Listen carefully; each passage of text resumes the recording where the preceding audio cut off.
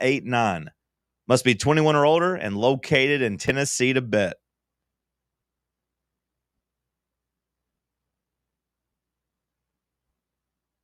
You're listening to FM 105.7 and AM 1340, WKGN Knoxville, and W289CU Knoxville, Fan Run Radio.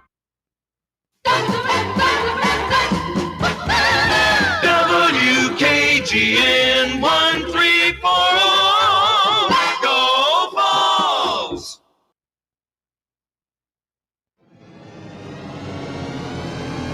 You're tuned in to East Tennessee's premier sports radio call-in show. This is The Drive.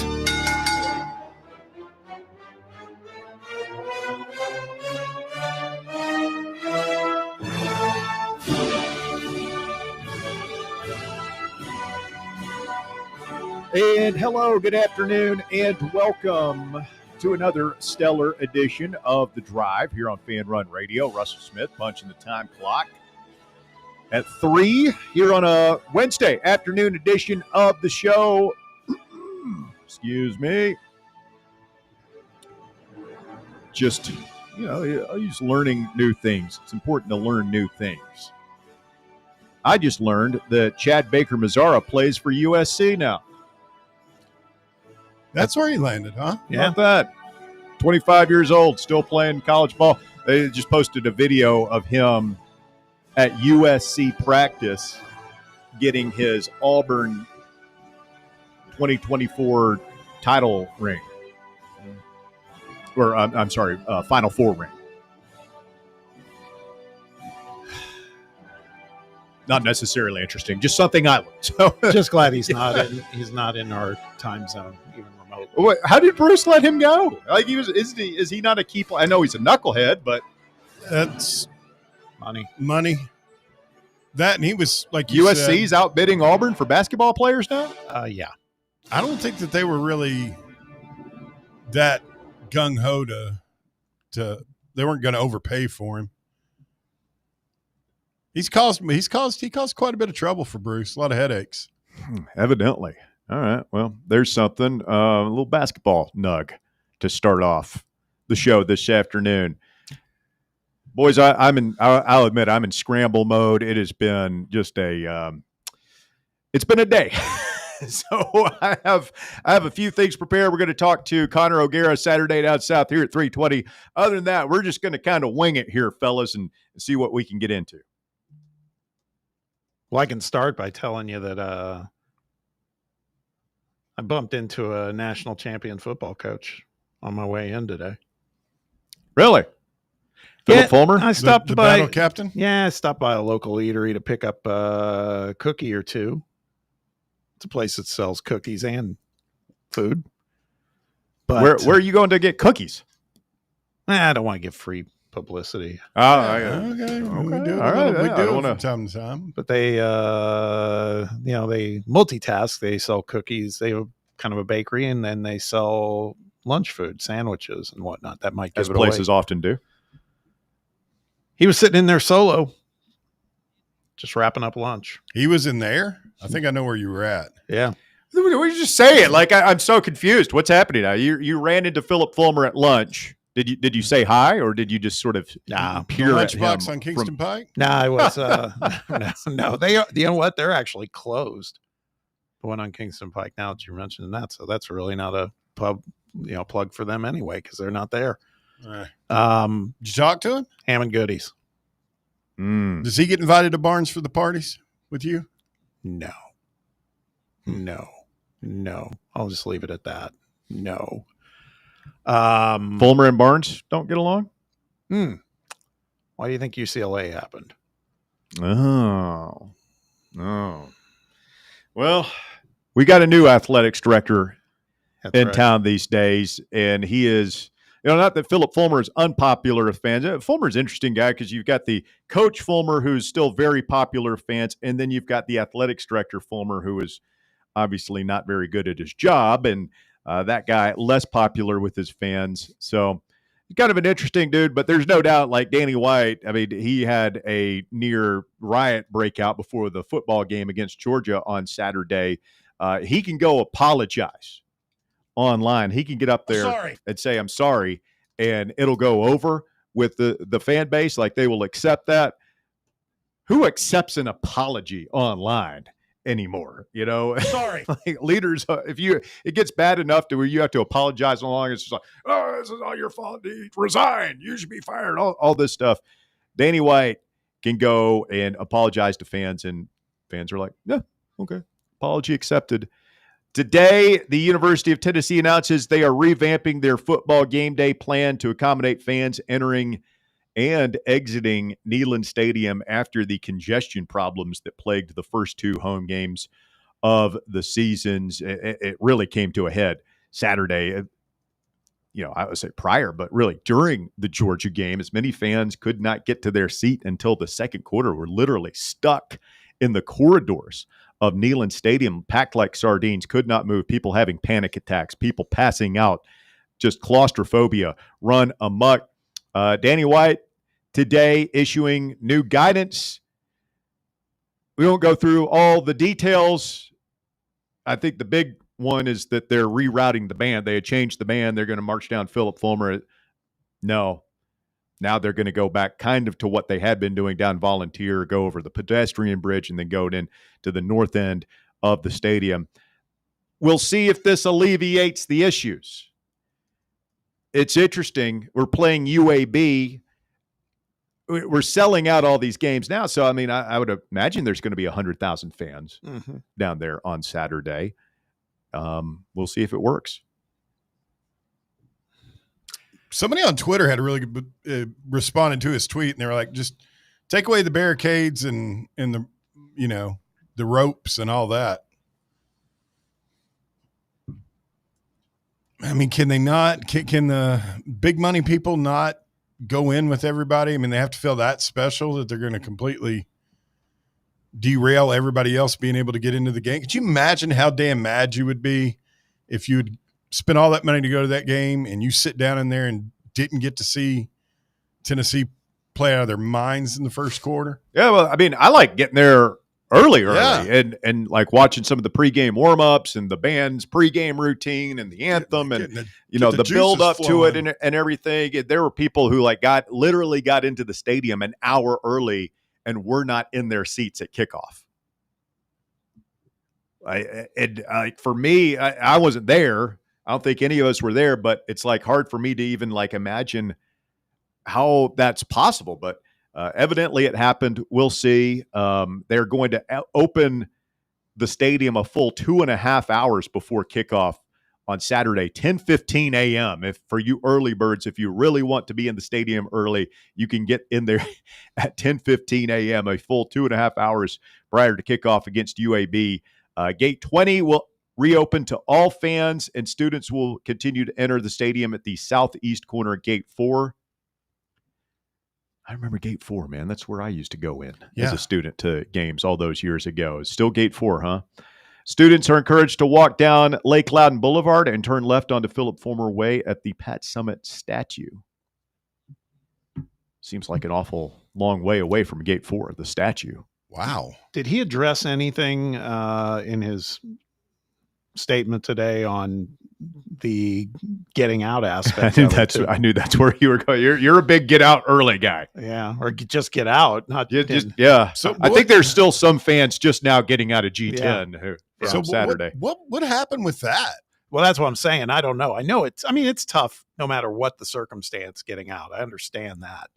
You got that many people and it is kind of constricted, but it's just everything I've heard, because I was not down there, but everything I've read and heard said that it was even more compounded in terms of difficulty than it was before. And also the delay. Some people were there still 3 hours after the game, just getting out of there. There was somebody who texted me, said they were just getting home when I got home. Yeah.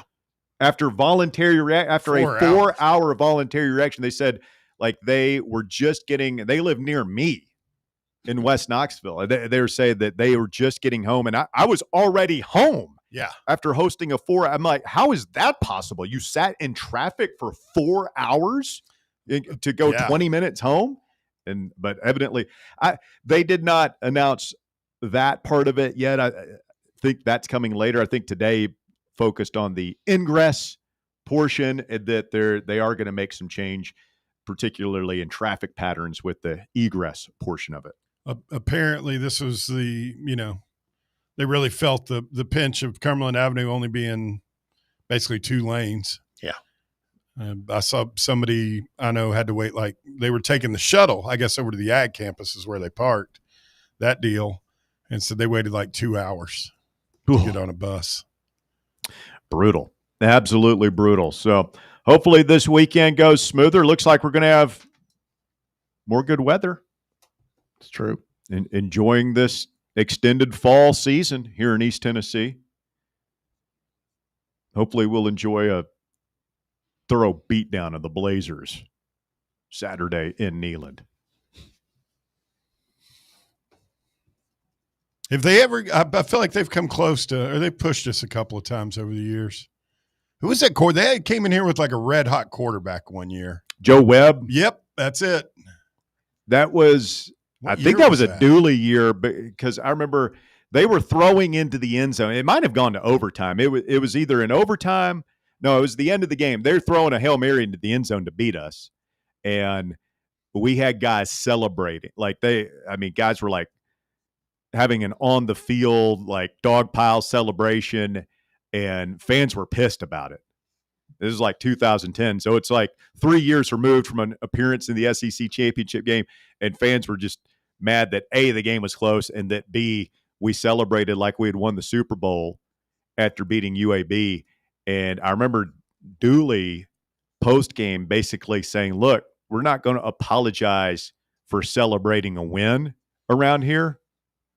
And that was when I knew. I was like, oh, this guy's not the guy for the job. Yeah. Because not only it's not like Butch Jones, he's never been in the SEC before, he doesn't know. Like Dooley, he was Vince Dooley's son. He should know better. He's coached at LSU. He's coached with Nick Saban. He knows what big time SEC football was, and he's going to sit here and act like, this is some fantastic accomplishment, having beaten Joe UAB. Webb. He had a cup of coffee. Yeah, the Vikings. Yeah, pretty good player. That Joe Webb. Yeah, played at UAB. Came in here highly touted. Just about beat Tennessee back in the day. He had a cannon. And then how long did UAB go footballless? Was it like a year or two? It was definitely I thought it was at least a couple of years. Yeah, I was thinking it was more than that. They had finally, after like 40 years of futility, had finally gotten a little bit of traction. Pour a couple out here this afternoon. Former University of Tennessee president John Peterson passes away today. He was 77 years old. He was part of that revolving door we had at the UT presidency for about a good 10, 15 years there. He was right there in the middle in the 2000s. He passes away today in Chapel Hill, where he had been living in North Carolina. And D.D. Lewis, former linebacker for the Dallas Cowboys and Fulton High School graduate, passing away today. He was 79. Wow. So he was on those like Staubach Cowboy teams, the original America's team. Right. Yeah, and this is obviously before my time, but attended Fulton High, where he was an all-state linebacker in 1963 before going to star at Mississippi State from 1965 to 1967. He was a first-team All-American and 67 SEC Defensive Player of the Year, two-time All-SEC player. How in the world did we let that guy get out of Knoxville? Yeah, I don't know. I have no clue. An alert listener can enlighten me on that one as well. Yeah, a two-time Super Bowl champ, was on the Cowboys Super Bowl VI and Super Bowl VII championship teams in the, what would you say, early 70s, mid-70s, something like that? Yeah, mid-70s.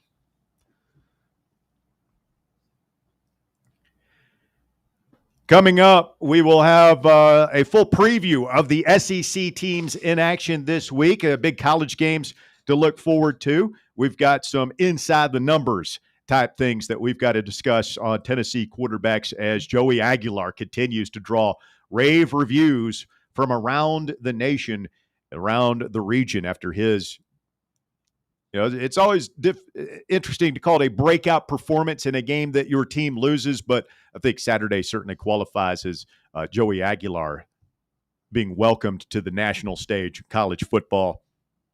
Getting a lot of accolades right now, and to the point where, as we discussed yesterday on the show, some people hoping that perhaps we could have a second year of Joey Aguilar in 2026. I mean, Kitzelman as well. Hey, did you see Stephen A. Smith has another show that's coming on tonight on radio? As if this guy hasn't done enough. Yeah. I was beginning to think we haven't heard from him lately. We need some more Stephen A. This is it's a 2-hour politics only show called Straight Shooter. Oh, remind me when that comes on. I'll be sure to jam a pitchfork into my ears. That's what I want to hear. Screaming A. Smith talking politics. Yep. It's going to be on Sirius XM Radio's POTUS channel. I mean, I would rather just jam pointy-ended sticks on fire into my ears than listen to that. That sounds absolutely horrendous. He has like 3 different shows on Sirius XM. That's outside of the ESPN stuff. He's got a $36 million deal with Sirius XM besides his almost $40 million deal with ESPN. I'm not hating on Stephen A. Like I've said before, like Stephen A. did for years. He was on from, I believe, 1 to 3 p.m. Valuable real estate radio on ESPN radio. I used to listen to that on Sirius all the time. And like you talk about a talented broadcaster, because I mean, most of the time he'd just be talking about the Knicks or the Cowboys, two things I could care less about. But like he was fantastic. Yeah, the early days of Stephen A. Before he got popped, it was like early Aerosmith. Yeah, before he sold out. Like back in the early, like when it was Skip and Stephen A. first on ESPN, those were fun. Hey, I'm fine with this sports stuff. I'm not really looking forward to hearing anybody talk politics these days. If I were, he would probably be at the bottom of the list. Just saying. He's riding the wave, man. I guess, you got to tip your hat to him. He's making all this money, but he is everywhere right now. It's like, we were just joking saying Josh Pate's everywhere. This guy is everywhere. I mean, it's unbelievable. I guess when you got a $36 million deal, you got to get out there and sing for your supper, right? Did he ever squash his beef with LeBron? Whatever happened there? I mean, not officially. I just think they stopped talking about it. One time I was hoping LeBron would squash him. I think that's it's not water under the bridge, but I just think people don't care about it anymore. Yeah. David on Twitter says, I believe we were stacked at linebacker at the time in the 1960s when D.D. Lewis left for Mississippi State. Vols were linebacker U in the 1960s. He says Fulton produced some great athletes during that time. Ron Whidbey, a 2-sport All-American at UT, and Lewis's teammate in Dallas as a punter. And the great Bill Justice, All-American guard for Ray Mears at UT back in the day. And Jackie went there. Jackie Walker. Jackie Walker, yep. I feel like there was one more. There were probably a couple more Falcons back in the day. But yeah. Oh, sure. For sure. What a talent factory. Yeah. I mean, Jackie Walker's one of the best that ever played over there at that position. We were loaded at linebacker back in those days. Evidently. Had future Super Bowl winners all over the place. So, Hacksaw Reynolds. Yep. Coming up, we'll visit with Connor O'Gara. He writes for Saturday Down South. We'll get his thoughts on Tennessee coming out of the Georgia game, heading into UAB, and, of course, at Mississippi State here a week from Saturday. Plus, only 2 true SEC games this weekend in college football. Like, how does that happen? Week 4 of college football in a 16-team league, and you've only got 4 teams playing each other. We'll preview the matchups that are happening with Connor O'Gara when we continue. As you listen to The Drive, it's Fan Run Radio. Open up the phone lines here, 865-966-3435. Your phone number to get on board, 966-3435. Call or text the show this afternoon. Quick timeout and back with more after this. The Drive. 105.7 FM, 1340 AM. Online at fanrunradio.com and streaming on the free Fan Run Radio app. This is Fan Run Radio, Knoxville. Citizens National Bank. We believe a good game plan is essential for success. With a CNB Plus Perks checking account, you'll save money with cell phone protection, roadside assistance, identity theft protection, and more. Banking at CNB has its perks. Find out more at cnbtn.com. Citizens National Bank. Banking never felt so good. Member FDIC. Have you ever found yourself wishing your clothes looked brand new again? Whether it's your favorite suit, that little black dress, or your comfy winter coat, Crown Cleaners can make it happen. From stubborn stains to delicate fabrics, the expert team at Crown Cleaners uses the latest cleaning technology to ensure your clothes come back looking and feeling fresh. Visit one of their 2 area locations, Kingston Pike on Bearden Hill or South North Shore Drive near Dunkin' Donuts. Online at crowncleaners.com. Crown Cleaners, a tradition of excellence. Ready to launch your career? Axle Logistics is a leading third-party logistics company where excellence is an energy. With an award-winning culture, Axle proves that positive outcomes come from a positive environment and a work hard, play hard mentality. At Axle, the drive for success is infectious. And with an uncapped commission structure, hard work isn't just noticed, it's rewarded. For those with big goals and even bigger dreams, Axle Logistics is the place to start your career. Your smile says it all, so make sure it's saying the right thing. At Knoxville Smiles, we believe healthy teeth mean happy lives. Invisalign is a clear aligner orthodontic treatment that gradually straightens teeth without the use of traditional metal braces. And now, at Knoxville Smiles, we're offering Invisalign special pricing for new patients. Call for details at 865-539-1776 or just visit us at knoxvillesmiles.com. Don't wait another day to love your smile. Smile brighter with Knoxville Smiles. Yee-haw! I've been hooting and hollering ever since I started betting with the VIP Play app. VIP Play has more than 200 leagues, every bet type you can imagine, live betting and live hosts, all with 24/7 support from real live people when you need them. Start betting better with the VIP Play app today. Don't be a better, be a better with VIP Play today. Download VIP Play today or head to VIPPlayApp.com. Make sure you use the promo code FANRUN to take advantage of their welcome bonus and so they know that we sent you. Gambling problem? Call 1-800-8899-789. Must be 21 or older and located in Tennessee to bet. Are you tired of waiting on interest rates to drop before you start saving money? I'm Chris Burleson with University Lending Group, and I've got a better way. With a traditional closed-end mortgage, most of your payment goes straight to interest, not your balance. But with my Smart Loan, every deposit you make cuts your principal immediately and reduces interest in real time. On average, my clients pay off their mortgage in just 7 years. Call me today at 865-388-7634 or visit smartloantn.com and let's turn your income into financial freedom. NMLS number 332941.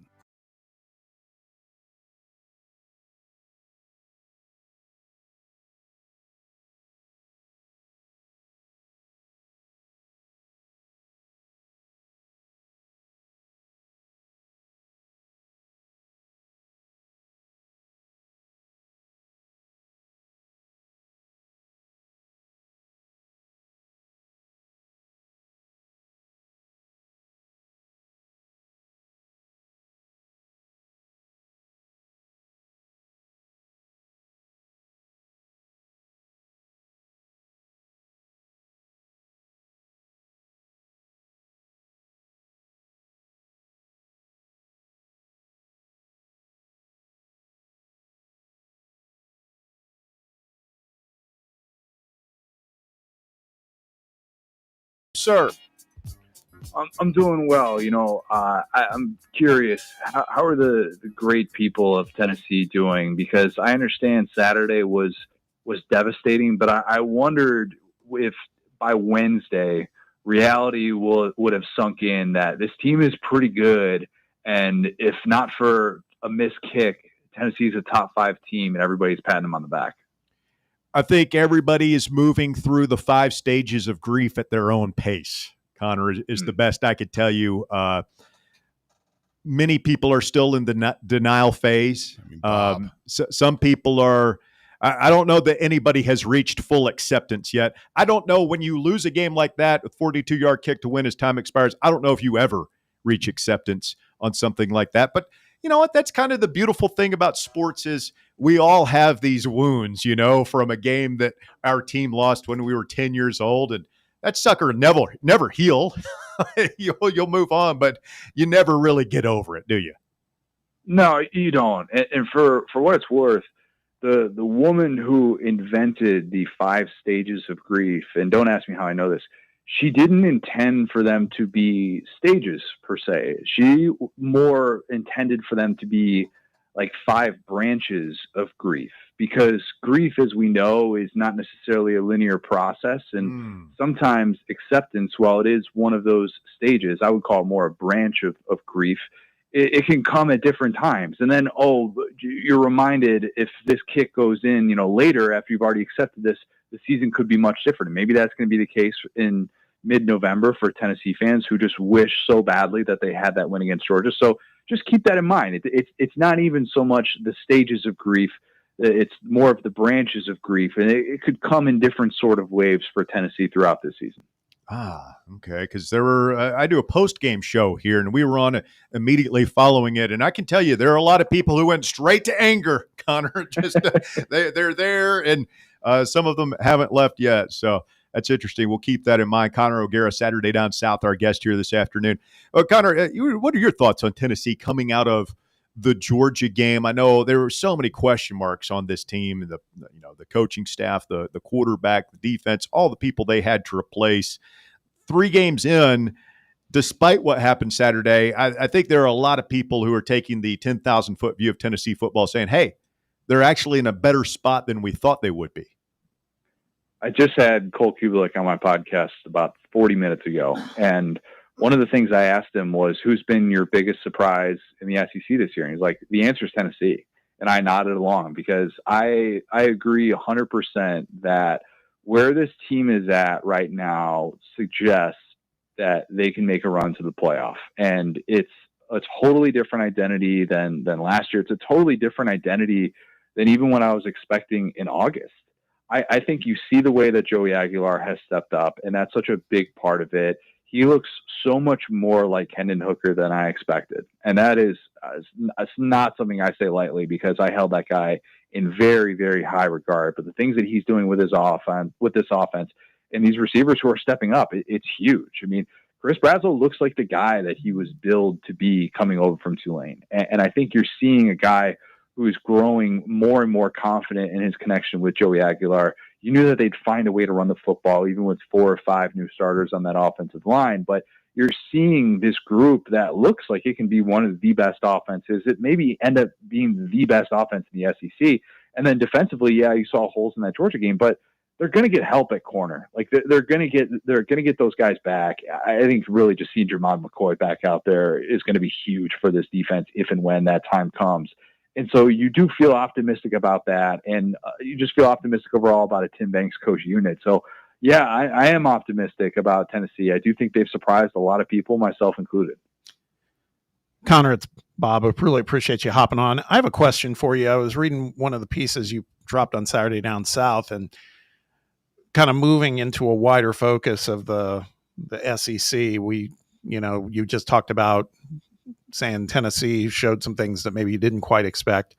I would say another one that we didn't quite expect is what we're seeing with Texas. And I wanted to get your take on it, because other than the Ohio State game, they're not necessarily consequential games so far for Texas, but they're about to get into the throes of SEC play here, and we're not seeing Arch Manning produce at the level that the hype had indicated. We're seeing a lot of things, and for Texas, as talented as they are, that's going to be the straw that stirs the drink. Do you feel that this is, there's going to be a course correction with Arch Manning, or do you think maybe it's time to be a little concerned here?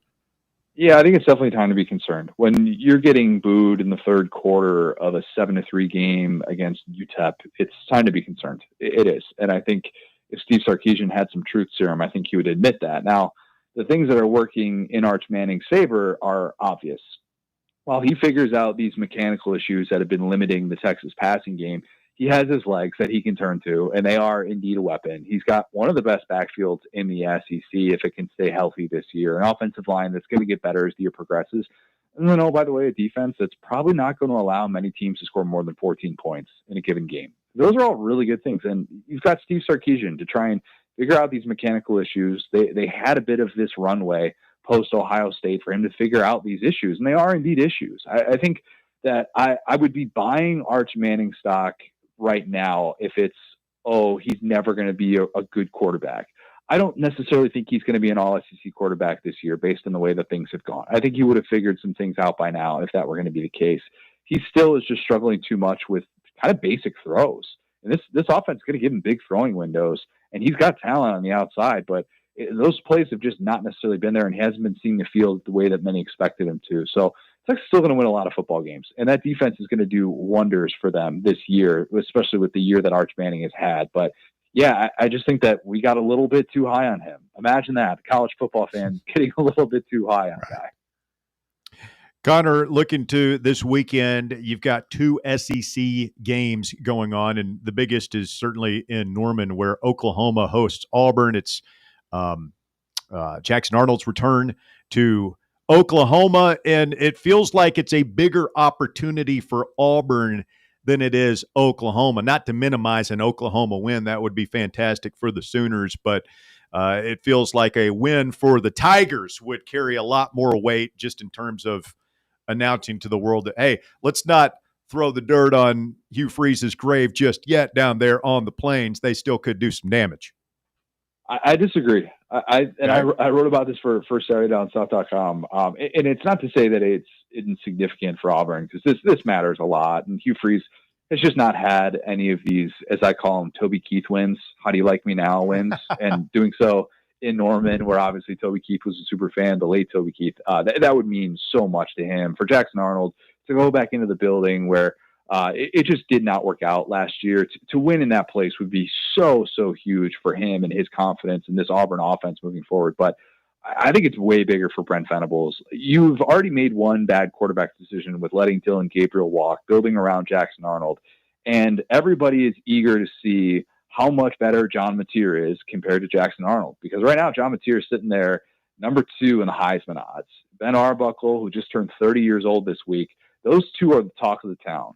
Now, if you let Auburn and Jackson Arnold come into your building a year after it just did not work out, what does that say about you as a defensive-minded head coach who should have every trick whatsoever to be able to fluster Jackson Arnold? Wouldn't be very good. Wouldn't be very good. I know that buyout's $35 million, but he's going to have a new boss at some point this year, and there is just going to be a feeling of unease. And instead, if Oklahoma wins this, they're going to be 5-0 going into the Texas game. Maybe John Mateer's the Heisman Trophy favorite going into the Texas game. That all that conversation matters, and I think the mood around Norman would just be impacted so much more rather than if Jackson Arnold is able to go into Oklahoma and be a very good, maybe top 3, top 4 Oklahoma defense.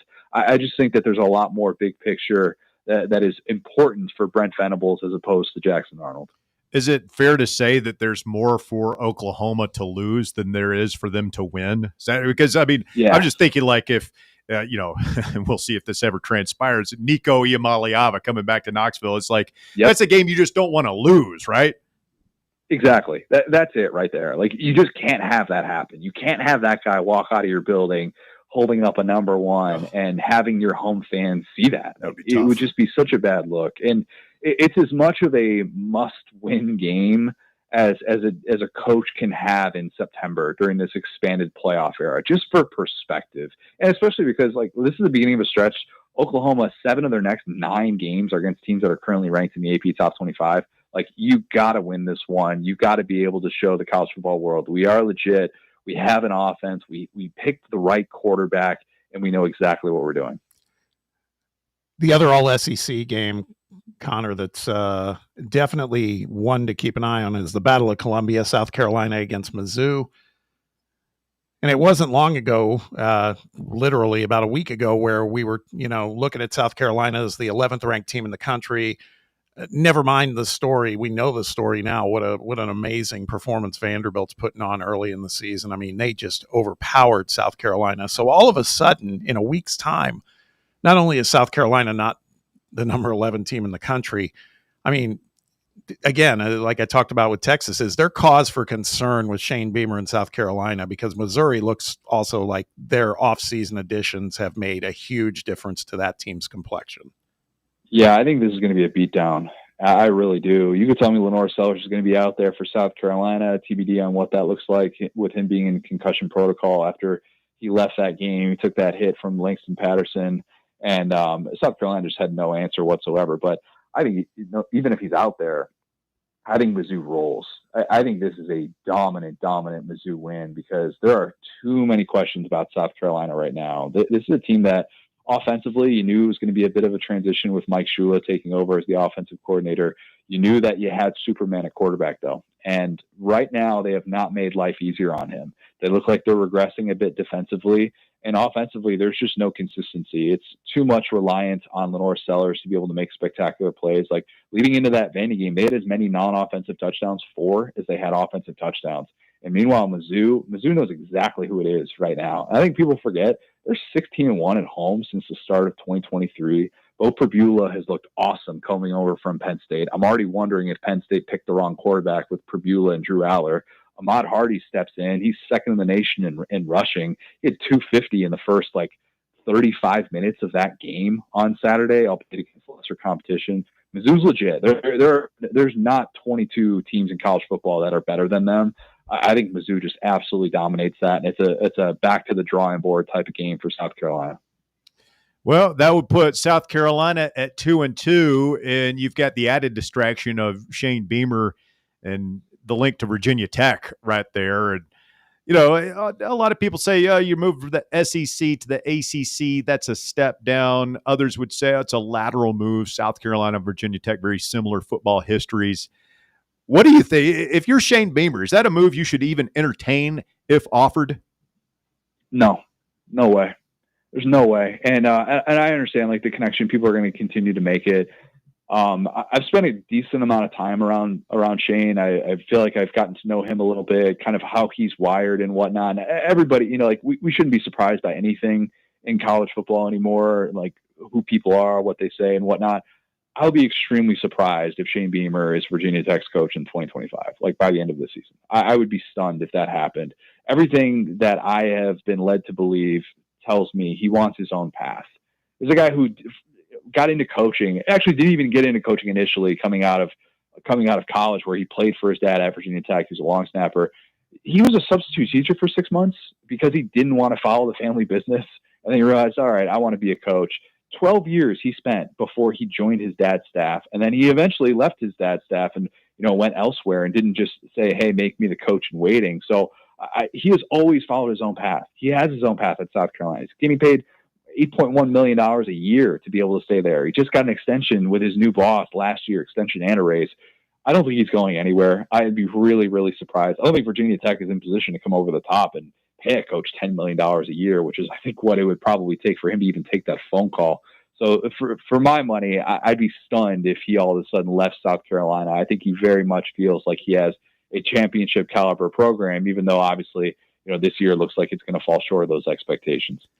Now, staying on that topic, you had put out a list of potential candidates for that Virginia Tech job. Shane wasn't one of them. There were some really very, very logical options there. And then you had your dark horse, and that one hits home around these parts. And you had some compelling points, but elaborate on why you think that Butch Jones could even be in this conversation.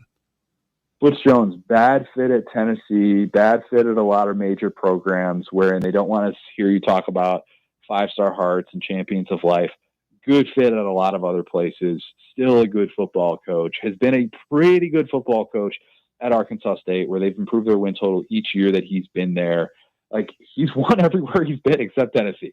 I'm not saying that all of a sudden that makes Butch Jones one of the most attractive candidates in the country, but I made the connection because the AD at Virginia Tech is Whit Babcock, who I don't know if Tennessee fans remember that name from a decade ago, but there were people wondering, would Butch Jones leave Tennessee for the Virginia Tech job, because those two had worked together at Cincinnati. With Babcock wasn't able to keep Butch Jones at Cincinnati, he ultimately left for Tennessee. And then, a few years later, when he needs a replacement for Frank Beamer, people are wondering, would that be someone that he would be able to get, and could they poach him from Tennessee?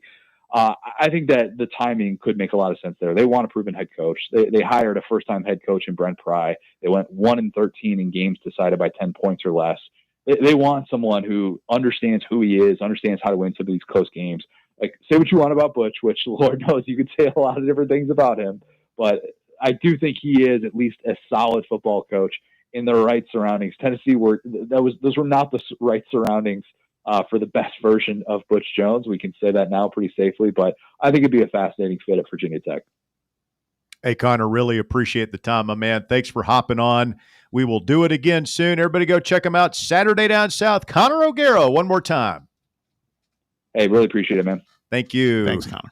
Good stuff right there. Shane Beamer says he should stay put in Columbia. We'll see if he's able to. Here's the thing: if they lose this weekend and their quarterback is out for an extended period of time, they go 6-6-5. Does Virginia Tech even want him at that point? This is what I love about, college football in general, but also the SEC. We didn't even talk about Billy Napier. We didn't even talk about Sam Pittman, the guys that we know are on the hot seat. There's other guys that could be moving into hot seat territory. I think Shane could. Well, no firings last year. We got to make up for lost time. There's going to be a bloodbath, I think, over the course of the season. So. It's only a matter of time. Napier, probably the first head to roll. I mean, that feels like that schedule is going to get ugly. I think they're going to have to make a move at some point. Hopefully to be after the Tennessee game. Yeah, maybe. Because I'm telling you, they're playing bad right now. If it's after the Tennessee game, then he won't be the first. Somebody will get canned before that, I would imagine. Probably. But that, they've got players. They just are not playing very good for this guy. No, they are not. I think if Arkansas, back to Arkansas, they've got Memphis this week. If they don't take down Memphis, then they got Notre Dame. People tell me Arkansas is good now. They got the number one quarterback in the country in touchdown throws through 3 games. Top 5 total offense.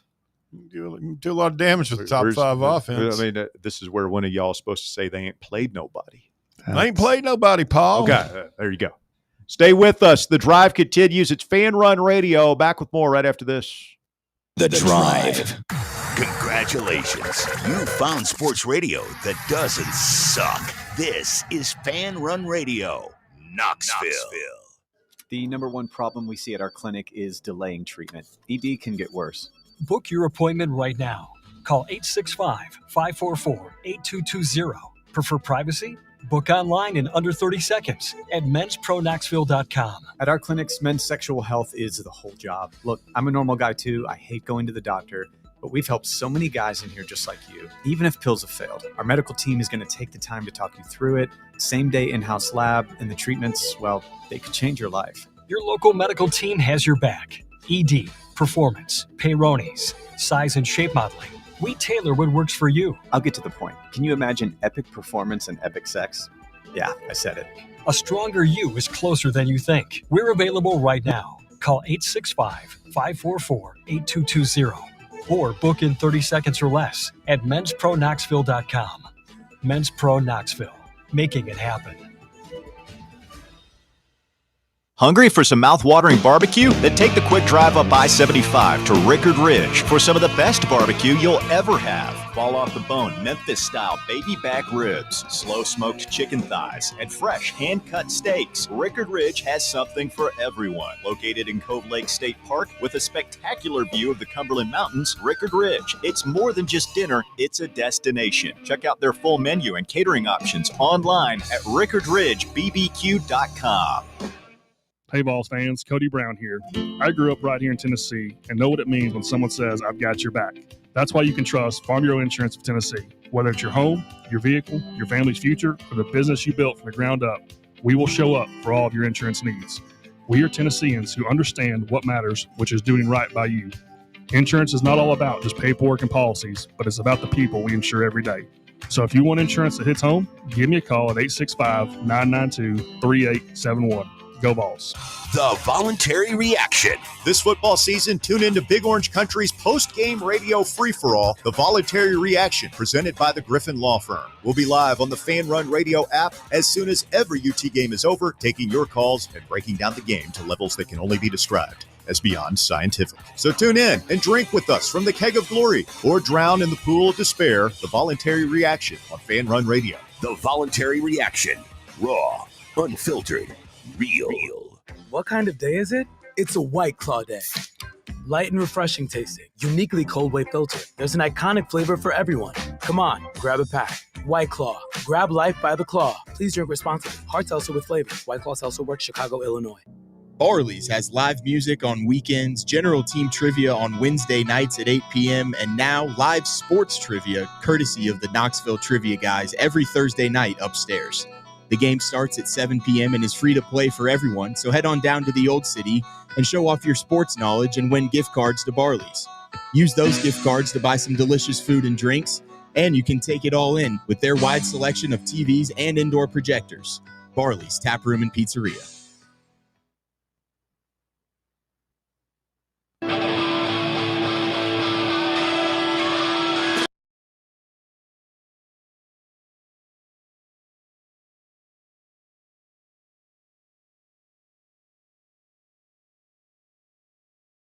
With Walker Smith momentarily.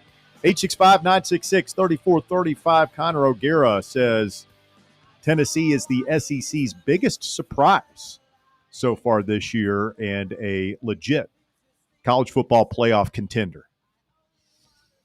Yeah, that was one of the big reasons I was able to process last weekend as well as I have, unlike you three guys. I'm fine, man. Still lying to yourself. No, I'm fine. I am fine. This better score 60 or more this weekend. Connor also says no on the Beamer to Virginia Tech narrative, but says a guy that they should consider, former Tennessee head coach Butch Jones. Butch Jones is ass. Now, there's been a bit of a feeding frenzy off of the statement Connor made. And to be clear, what Connor said was Butch has improved Arkansas State's win-loss record each year that he's been there. Now, true. That's fine. Body of work at Arkansas State. Bear slips us a text saying he's 20-33 at Arkansas State. Sean Fincham on X lays it out even better.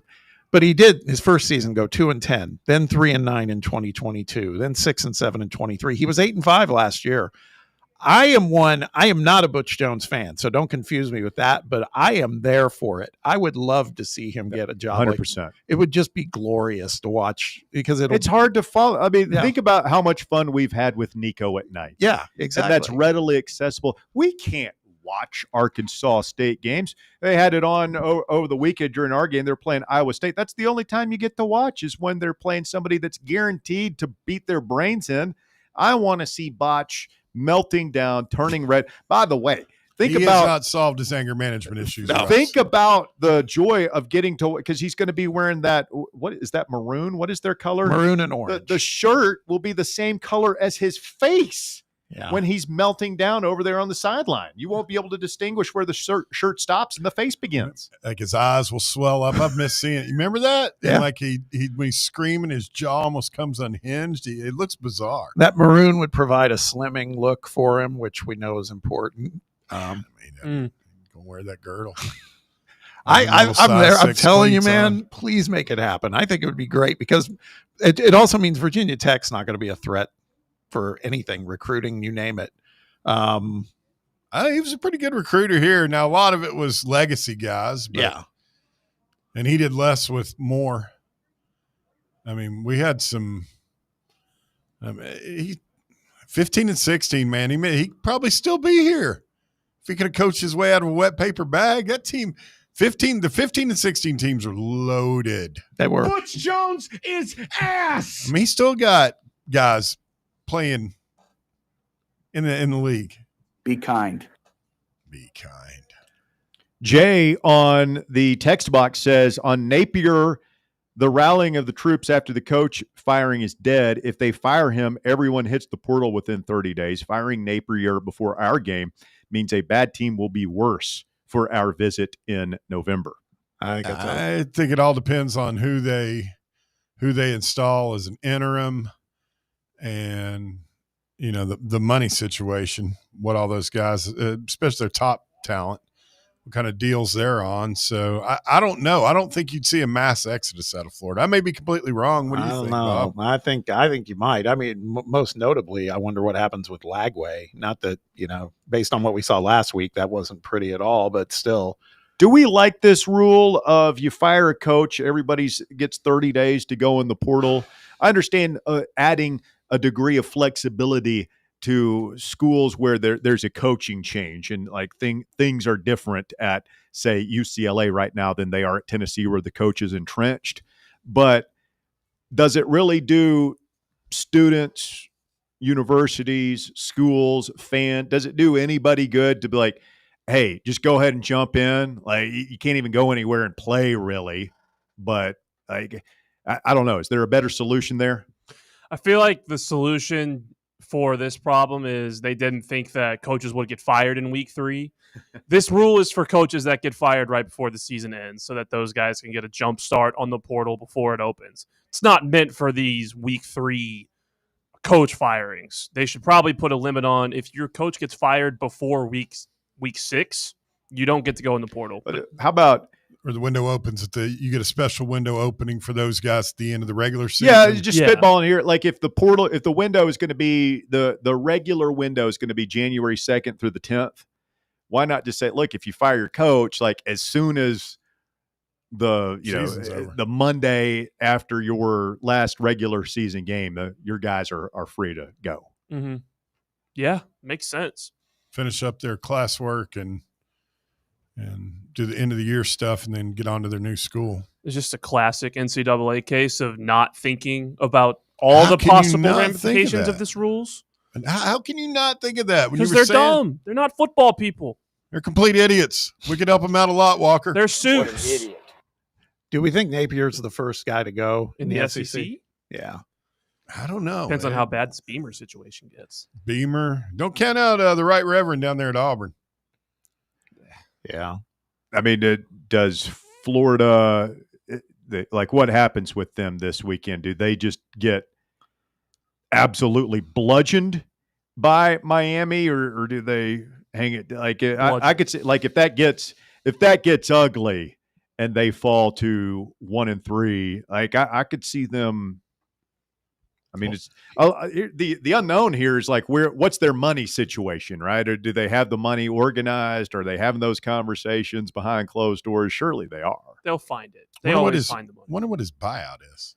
It's like $20 million, but don't they owe half of it within 30 days? I think that's right. You got to give him a $10 million check. Thing. I think that game, though, this weekend, by the way, from a coaching standpoint, is kind of a race to the bottom. I mean, Miami's wildly talented, but I still am not sold on Mario Cristobal as a coach. He's good for like kind of like Heupel. He'll do something inexplicably and lose a game he shouldn't. The other thing I keep coming back to is, I mean, Florida's got all the talent in the world. They're playing the second of 4 consecutive games against top 10 opponents this week. So if they get through that with Mississippi State coming to town later in October and a 5-game losing skid in the midst, I have a hard time seeing them let him go out there and coach against Mississippi State or Georgia on November 1st. Who are those 2 teams after Miami that they play? Texas at home, loss at A&M. I'm not counting out that Texas team. I don't know how they're still ranked in the top 10. Is that a joke? AP voters refuse to go away from their preseason rankings. Sorry, our buddy Josh Pate burnt the AP poll to the ground. He does that. Listener Landon on the live chat says, if Shane Beamer gets canned, do we look at him as a special teams coach for the Vols?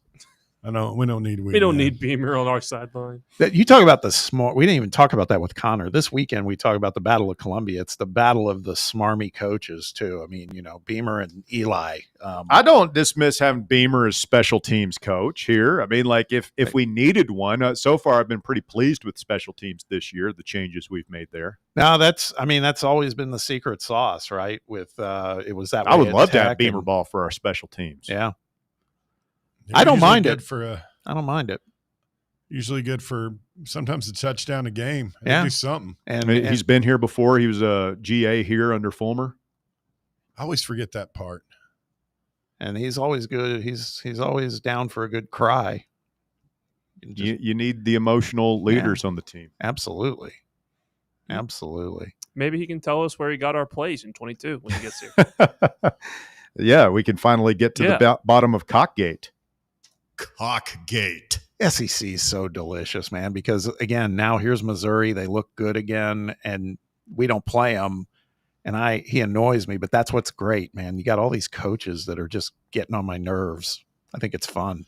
You think the next time we play that guy, Hype will try and drop 80 on his head. I hope so. I'll stand on business, Josh. Stand on his face. Coming up, hour number 2 of the drive begins with the top 4 at 4. Walker will have that for you upon our continuance. Stay with us. More Fan Run Radio coming up.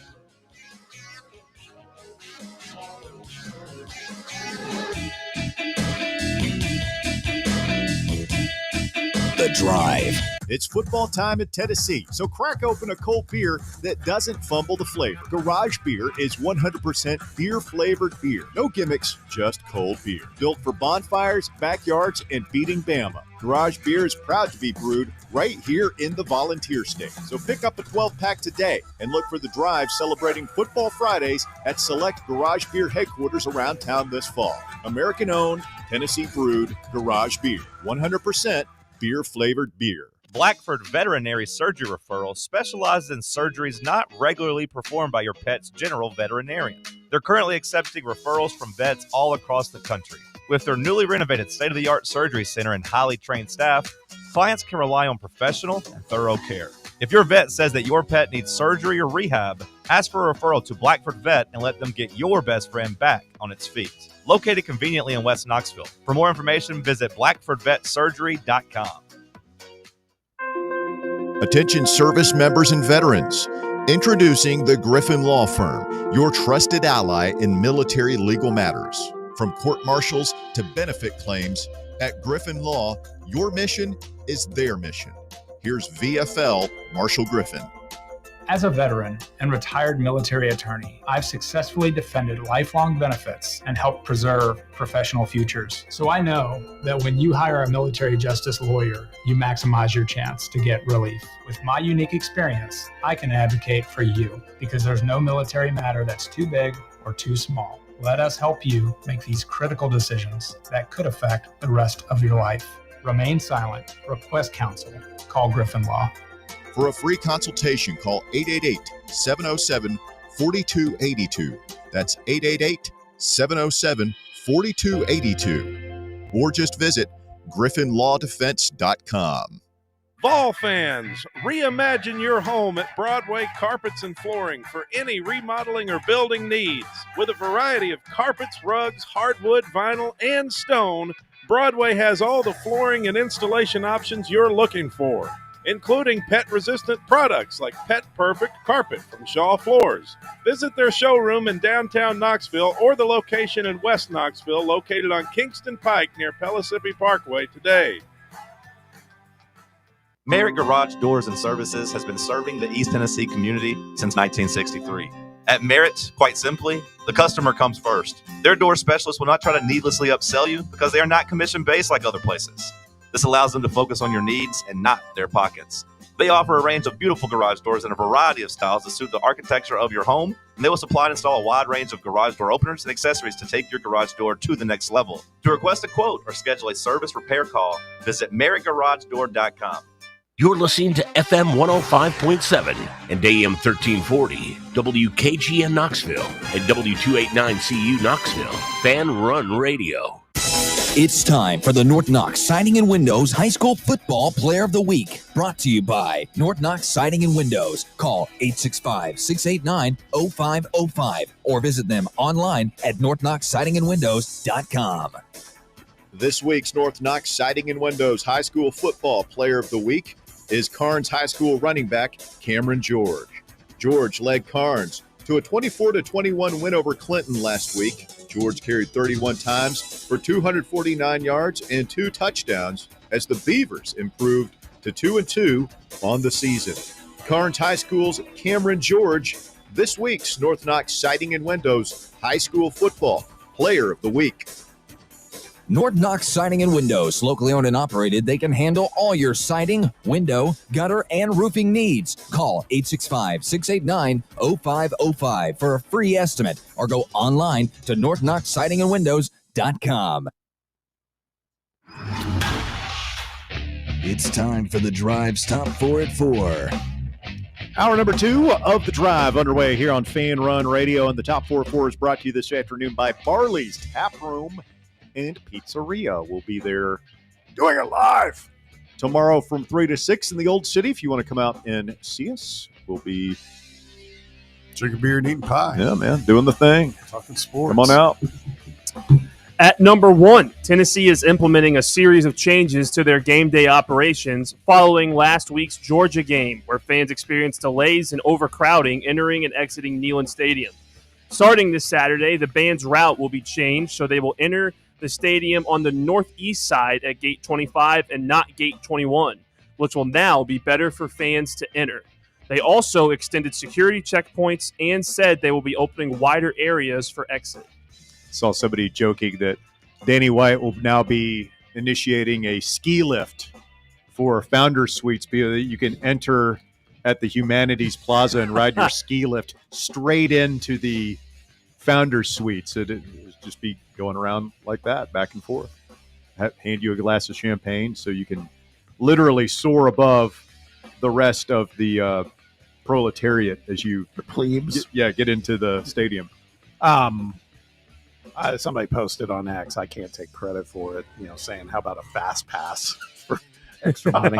which that's basically what he's handed out. Anybody who's spent time at like Disney World or Disneyland knows that is pay that premium, get the pass. Oh yeah. Mm-hmm. It's always worth it. At number 2, Texas A&M safety Bryce Anderson avoided, quote, catastrophic injury after being taken to a hospital for testing following a serious collision in Saturday's game at Notre Dame. Anderson returned to campus with the team following the game and is continuing to recover from the incident. Did y'all see that? No, I was watching it live during voluntary reaction. It was scary. It was scary. It was kind of, it looked like a neck injury. It was kind of head on head with it. I think his own teammate. It was the Notre Dame tight end. Kind of like went right into his head. Anderson went low and kind of jerked his head. And then he just went to the ground. Yeah. I thought at first maybe he's just knocked out for a minute, but I mean, I don't know. I mean, it definitely had everybody spooked, like some sort of paralysis or something. Mm-hmm. Did not look good, but that's good to hear. He's Yeah, said they let him out of the hospital. He rode the plane home with the team. Yeah, went back with the team. That's good. It was good. I think he was on the ground for like 10 minutes, and they had to stretcher him out. So that's good to hear. At number 3, injury updates from around the NFL. The New York Jets quarterback Justin Fields, who is recovering from a concussion, will not play Sunday against the Tampa Bay Buccaneers. Tyrod Taylor will start the game in his stead. It's actually Tyrod. Really? Yep. You guys should probably argue it about it a little more. No, I'm good. In L.A., outside linebacker Khalil Mack's left elbow injury, which left him sidelined in last week's game, isn't considered season-ending. Well, that's good. Yeah. It was weird. He had like this massive brace or sling on the sideline. It's like bigger than his chest. I think an elbow injury would make it hard to play football with, don't you think? A little bit, especially if you're a pass rusher trying to do swim moves and a bunch of different stuff out there. You need your elbow. Get one of those for Jackson Moy. He could use one of those. And at number 4, the fight between Jake Paul and Gervonta Davis has been relocated from Georgia to neighboring Florida. The clash will now take place in Miami after originally being slated for State Farm Arena in Atlanta. The venue change comes on the heels of USA Today's report that most valuable promotions had withdrawn their request for event permits and rule waivers required in Georgia. When are we going to see this guy get knocked out? It's going to be this fight. So? Yeah, I'm probably going to put money on Tank to knock him out. You think so, huh? Tank Davis is a different level of fighter that Jake Paul hasn't seen in any of his fights. Like I feel like we say that about every time this dude steps in the ring. This guy it's not like he's a former champion. Like this guy was a champion. Current boxer a year ago in like the prime of his career.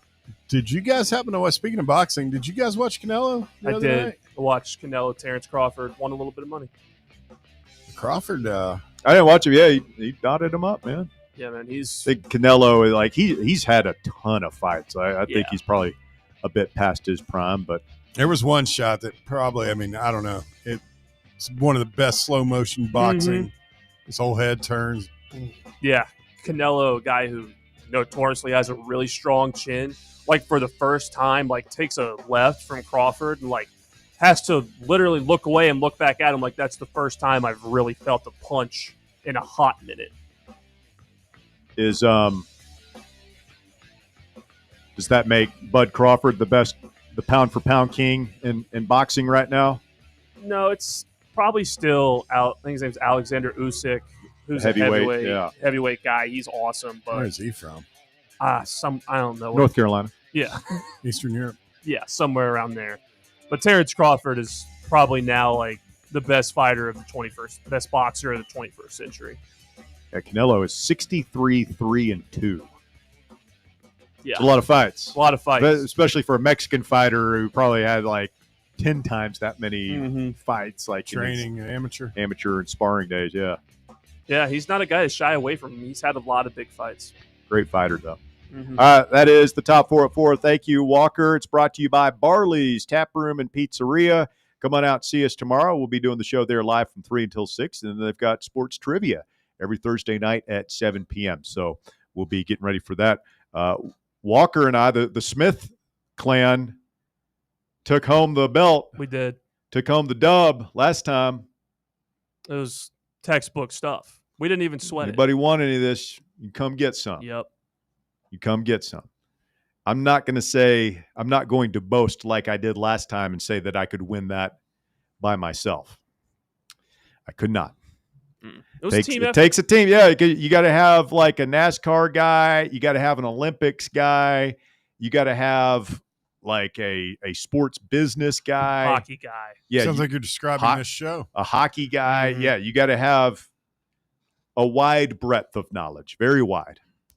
I actually crashed. My wife went with a girlfriend to do trivia last night, general trivia. I love trivia. And I crashed for a little bit, and I was responsible to win some stuff. Really? You brought the knowledge. What question did you Here's one come in handy for?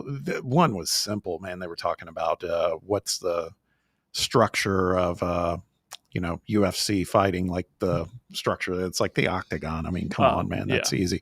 But this is a good one. Okay, rock and roll, because this might predate Walker a little, but regarding Guns N' Roses, they've had one number one hit. Oh, wow.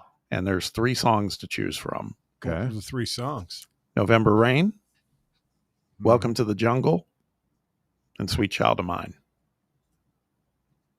Wow. I'd go Welcome to the Jungle. I'm going November Rain. I think it's November Rain or Sweet Child of Mine. I will go. Sweet Child of Mine is the first music video I remember seeing as a child on MTV, and I was like, that girl really, she can really sing. Oh, you thought he was a girl? Is Axel? Yeah, he was like in the leather pants, and he's doing his like serpentine dance thing, and he's wearing he's clean shaven and it looks like a chick. Not an attractive chick, but he looked like a chick. All right. I'm going November Rain. Yeah, November Rain was a huge hit. November Rain, for what it's worth, is my favorite GNR song ever. Loved it. It only peaked at number 3 on the charts. Really? Yeah. And number 1 was Sweet Child of Mine.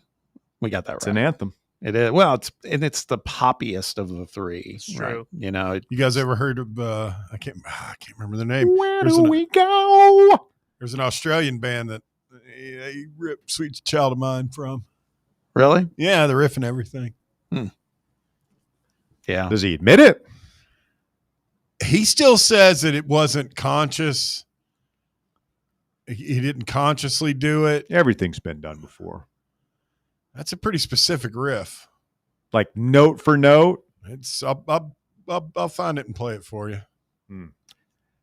And then "Welcome to the Jungle" never got higher than number 7. That was pretty early. That was That was pretty raw rock and roll. Like I remember the summer when it finally. I mean, the record had been out for like a year, and then they released that video for. Yeah. Or they put it on a radio station, or no, MTV played the video for it. That was the story. Played the video for it at like 2 a.m. And then it quickly became like people kept requesting it. Mm-hmm. I just picked "Welcome to the Jungle" because it was my favorite Guitar Hero song growing up. There you go. That was about it. Brian on Twitter says Florida is going after Lane, and he will take the job. Mark it down. Be very Lane Kiffin. If Lane's ever going to bolt Oxford, and I think we all agree he is at some point, it feels like it's getting to be about that time. But Lane's petty. What about UCLA? I don't think they've got the money. They probably. I mean, that was going to say with the provision that they're going to come back and say, "Look, we will get a war chest for you of NIL and he would have else. to have some list of demands." But you're right. I mean, it would have to be, mainly being the NIL. But for him to be able to come back to LA where he got fired, I mean, that side of it makes sense, but like we're talking about just the financial side, and are those teams going to be able to compete in the Big Ten? Like, Oregon had a good year last year, having another good one, and we'll see.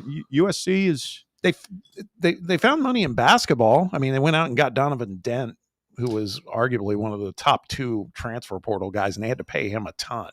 Yeah, but it's not nearly as much as collectively like an entire to fund and run a team that's going to compete in the top 15. And I imagine there's still old heads who remember the UCLA glory days who are now in their 50s, 60s, and 70s who've made their money and are willing to throw it at Bruins basketball to bring back the glory days.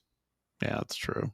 You guys have obviously been knowing and watching UCLA a lot longer than I have. Is UCLA a football or a basketball school? Oh, basketball. Like Historically. 100, historically. I mean, they won 10 in a row. Yeah, I know they have all of the Wooden history and all of that. But they've been to a lot. They won a national championship in '95, and Ben Howland went to 3 Final Fours, 3 straight Final Fours. Yeah, it's not like even within close. the last 15 years. Yeah, it's not even close then. And then Cronin got them to a Final Four just a couple of years ago. But they do have a very, very. It's been a while now. They're a museum program in football. But they've got a very storied tradition, and that's where Troy Aikman played. Jackie Robinson. Troy Aikman says, I think it was the past couple of days, they were asking him what he thought about UCLA football. He thinks, you may know the name of it, there's some place over in Westwood, they've got like a smaller where they could put like an on-campus stadium for moving out of the Rose Bowl, but only go to the Rose Bowl for USC. There's too many locals around there that would never let it happen. And it's not about the Rose Bowl. It's more about you're not going to come in and gentrify where the areas we live in around Brentwood, Palisades. I mean, now's the time to think about it since it all got scorched, but I don't think that would fly. I don't think it'd fly.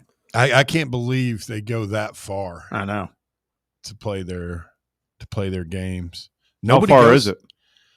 Well, it's a good, like if you're from campus, like during traffic times, what do you think? About an hour and a half at least? Yeah, it's 20 miles roughly. It's not a huge distance, but yes, it gets magnified because of the traffic issues. So what does the football team do? Do they bus there on game day? Do they spend the night at a hotel closer to them? I wonder if I bet they stay in Pasadena. Old Town or whatever it's called. Yeah.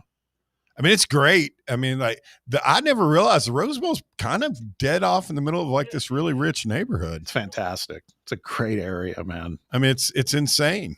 It's kind of, I don't know. It kind of had a southern feel to it just because it's not rural, but I mean, like I said, there's like this neighborhood right next to it. DBK just hit me up with a DM on Twitter. It says, "Hey man, do you know of any cheap Titan tickets for Sunday? Just wanted to ask." Have you looked at SeatGeek, DBK? Yeah, there's going to be, what do you think's going to happen? It's Derby week here on the drive. Bob's Coats against our Titans. I think we know what's going to happen. Wow. Just nonchalant. What do you think's going to happen? I don't know, but I don't like his tone. Do the math, man. 2-0 versus 0-2. $5 says we beat you. All right. That's a deal. What a bet. Next time, just give me the $5. I'll take you out back in the parking lot, kick you in the nuts, and we'll call it even. I think the boys are going to pull it off this week. Pull it off? I will say this. It's very often that they... Have you watched the Titans yet this year? Yes. Really? I watched last Sunday. Sam and I talk about this all the time. They typically split, okay, in the regular season, but it's usually the road team that wins. That's how it kind of plays out. So that's why we need Tajay back. You need a lot back. I mean, I would put him pretty far down the list. Devondre Sweat. Of things that the Titans need. Chris in Fresno is on the line. What's up, Chris? Hey, boys. It's unusual calling you, just as a caller, but I guess I'm a first-time caller driving through Los Angeles. I heard you guys talking. I literally drove by UCLA a moment ago, and obviously most people know, you guys know this, that lifelong Vols fan, but I went to USC. This is, however, an objective comment about UCLA, and I think Bob will back this up because he's lived out here. They will never build an on-campus stadium at UCLA. This has been going – Petros Papadakis flew this nonsense on his radio show here in L.A. And did it on a broadcast. Why is he bothering with that? The place that they're talking about building it, and it's what they've been talking about since the 1980s, is where Drake Stadium is.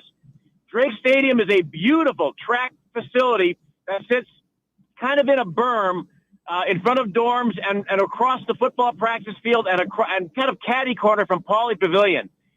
They could put a 40 or 50,000 seat stadium in there, sure, but the only way people are going to get in there for a game is to parachute in. Because there's no place in Westwood Village to park. And I got news for Petros, and he should know this. What borders UCLA's campus to the north, a couple of cute little neighborhoods called Beverly Hills and Bel Air.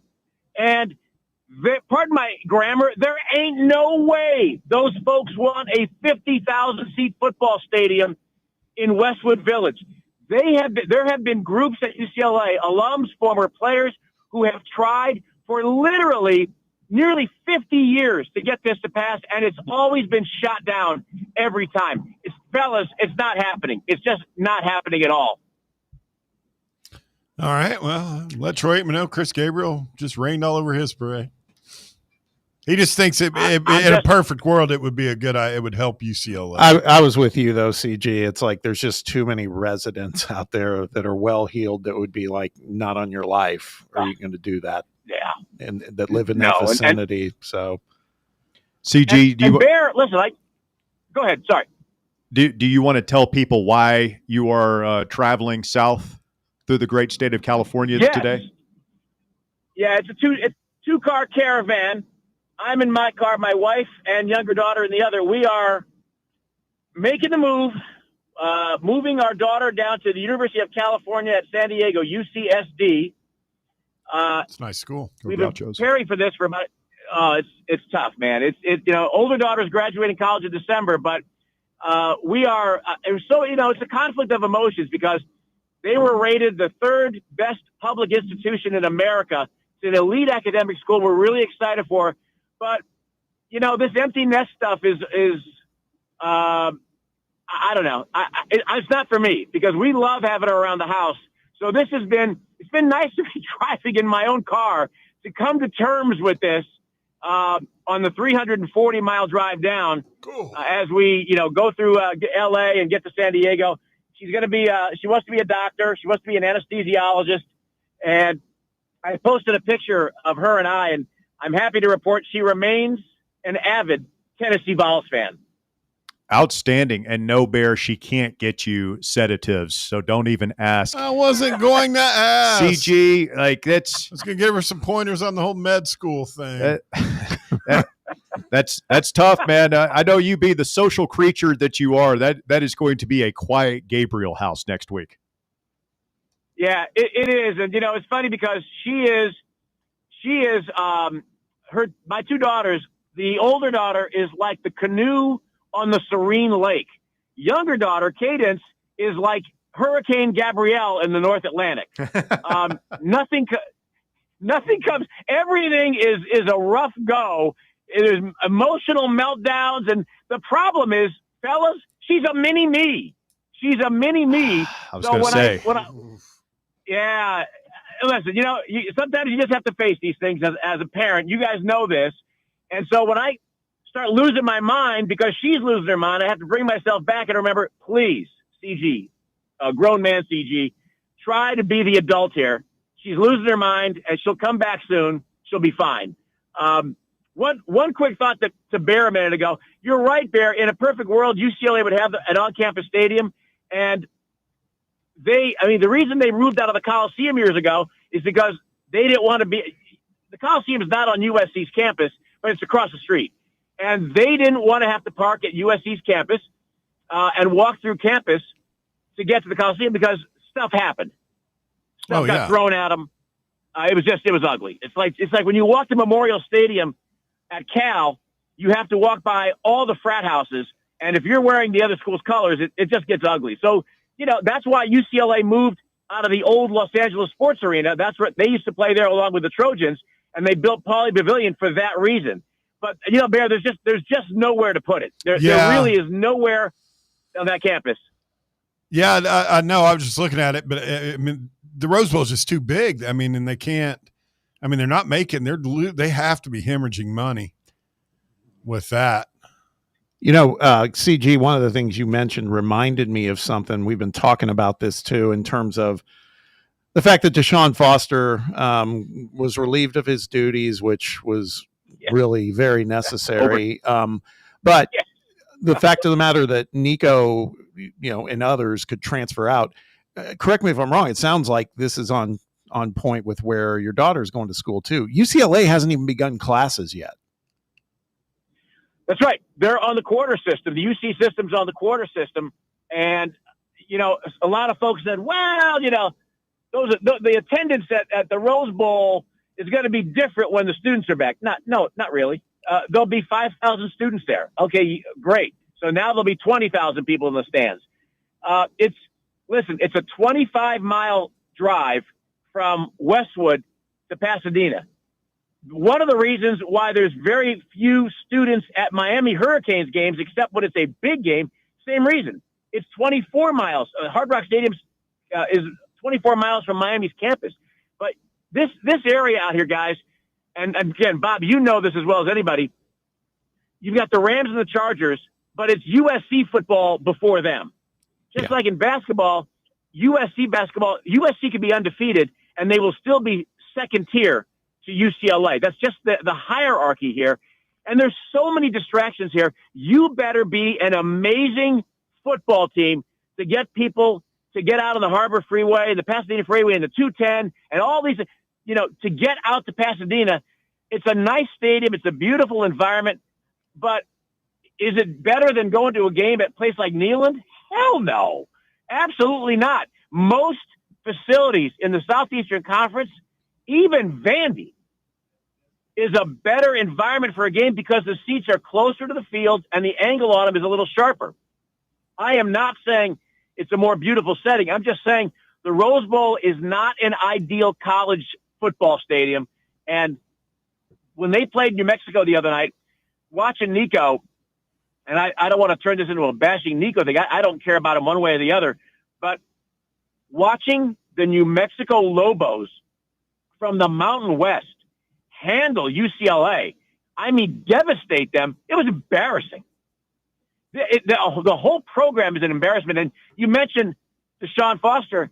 Listen, that opening press conference a couple of years ago, last year I guess it was, when he went up there and said, well, I guess you know we're from L.A. Well, I didn't know that, Coach. Thank you for letting us know that. He was, and this is the serious point to make, as out of his depth and disorganized as he was at that presser, at that Big Ten meeting, that was a portent of things to come for UCLA football when he started actually coaching them. And for the life of me, guys, and this isn't a pile on Nico, but for the life of me, what in the world was Nico, his dad, his agents, his advisors, did they really believe going to UCLA was going to benefit their son? Because anybody, I mean, I follow them because I'm out here. I don't cover them, but I follow them pretty closely. The talent that Big Nick was talking about that he was going to have, who was he kidding? It's like, my man, we all know what's on this roster. And Nico is going into a terrible situation. I mean, if he stays at UCLA, it'll be a miracle. I can't imagine that he's going to stay. I hope he transfers somewhere to like Wake Forest or Iowa State and just, go to an ag school. Go to the school that is cared about the least in the ACC. I just, folks here in L.A., their attitude about UCLA football, and Bob, you know this, is, I'm sorry, what? Who are the Bruins playing this week? Oh, really? That's great. Yeah, we're going to Marina Del Rey. We're going to be out on the boat this week. That's the attitude of UCLA football. They averaged 46,000 fans a game last year. Think about that. UCLA, not a football powerhouse, but it's still in a city of, 10 million people in the surrounding area, the metropolitan area, and they couldn't get 50 or 60,000 people to a darn football game. They couldn't do that. That's how apathetic it is here. Hey, CG, we got to run, man. Safe travels down there to San Diego, and good luck getting the youngest settled down there. Thank you, sir. Love you guys. Appreciate you taking my call. Thank you, man. Exactly. We'll have more of your phone calls. What do we continue at 865-966-3435? The Drive, Fan Run Radio. Back with more after this. The Drive. Catch up with all things Fan Run by subscribing to our podcast feed. Like, rate, and download the show from the Fan Run app or wherever you get your podcasts. Hey, Knoxville. Surfside iced tea and vodka made with real brewed tea is only 100 calories, 2 grams of sugar with no bubbles and no troubles. That's right, zero carbonation, so it's easy to sip and enjoy. Headed to a game day or party at a friend's house? Bring an iced tea or lemonade variety pack from Surfside or try their green tea and new raspberry tea vodka. Find the can with the sunset stripes this season. Surfside iced tea and vodka, sold at bars, restaurants, and stores near you. Surfside iced tea and vodka, sunshine in a can. Must be 20. Arkansas the next Arkansas home game. Yeah. Yeah, I don't. Yeah, Oklahoma.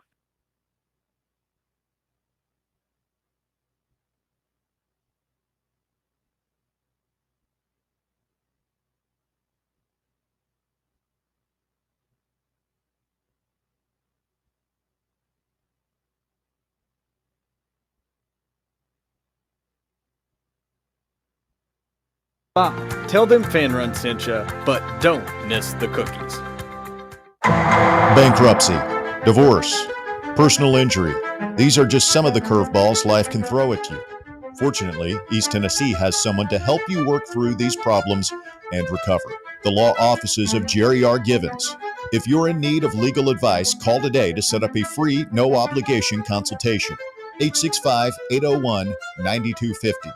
As always, the phone call is free, the advice is free, so what do you have to lose? Call 865-801-9250 or go online to jrglawtn.com. That's jrglawtn.com. The law offices of Jerry R. Givens.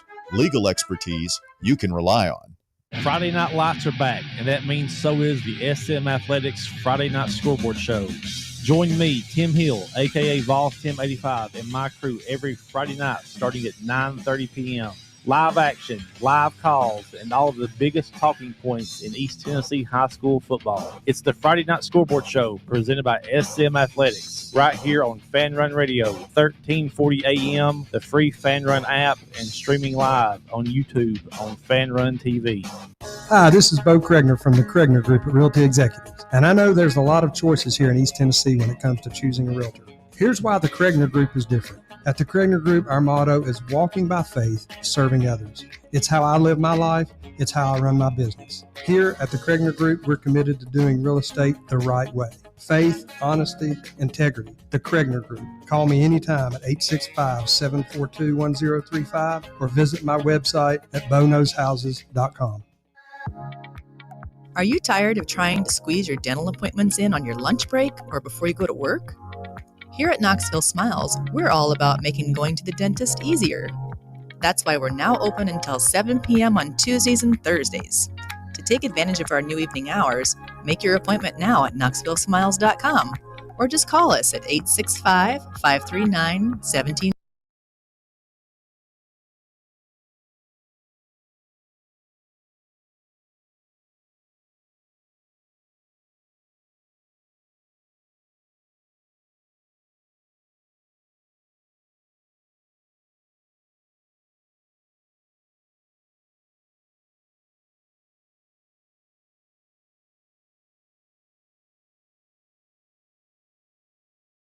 He does update the health of freshman wide receiver Radarius Jackson out this week, and then, quote, we'll kind of see where he's at the following week, end quote. I got a feeling Radarius is probably going to think about that fella that about took his head off the other day for a good bit of time. Yeah, Austin Price over at VolQuest reported that he had a collarbone injury. That was really the only slobber knock of the game. I don't know, man. Joey took that one shot in the open field. Yeah, he did. That was an incidental, like, helmet to helmet. I was terrified. It's like he juked too soon in that. Like he's done that twice now. Early, he juked himself, and then he just ran straight into the guy. He absolutely did it against. But it's Syracuse. Maybe we can work on that off week here. Gotta work on your G. I mean, work on the R trigger button there, Joey. Star maybe gonna hang out with Star and Deshaun and Peyton for a period or two. All right, let's hear from Josh Heupel talking about David Sanders. This was from earlier in the week. Everybody wants to know what's up with Tennessee's five-star freshman offensive tackle. He's supposed to be the starting right tackle this year. He hasn't played yet. And people they're starting to get frustrated at Josh and maybe even at the player. And it's a weird situation. Let's listen. This is what Heupel said. And then he had a couple of follow-ups because people were peppering him Monday. Let's listen to what Heupel said, and then we'll speculate on what's actually going on here.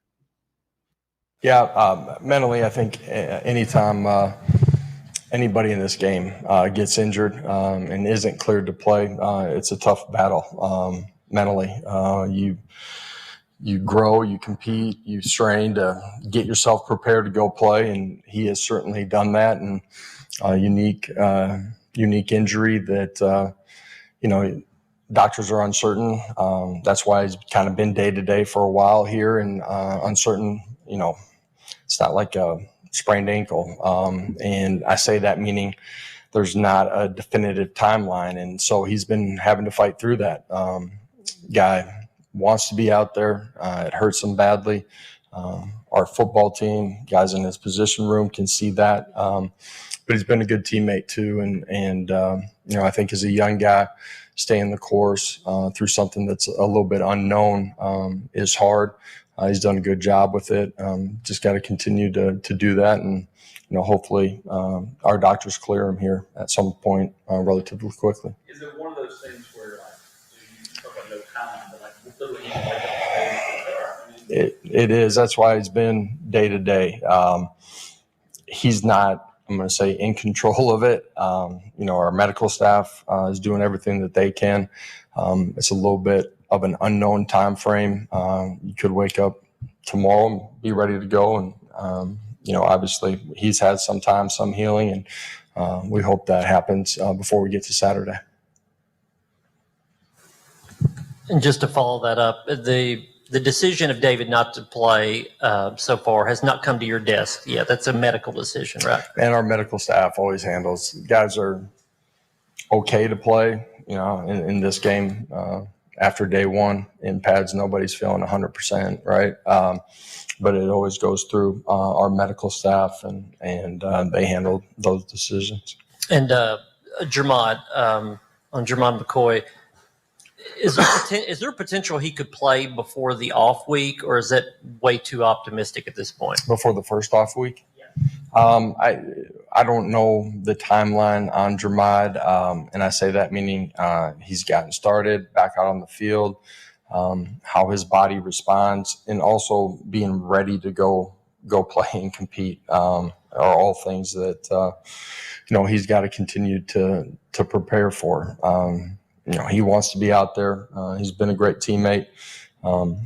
He's done a really good job in his rehab too, and so has our medical team. So it's all about how we can get him being prepared to actually go out there and play.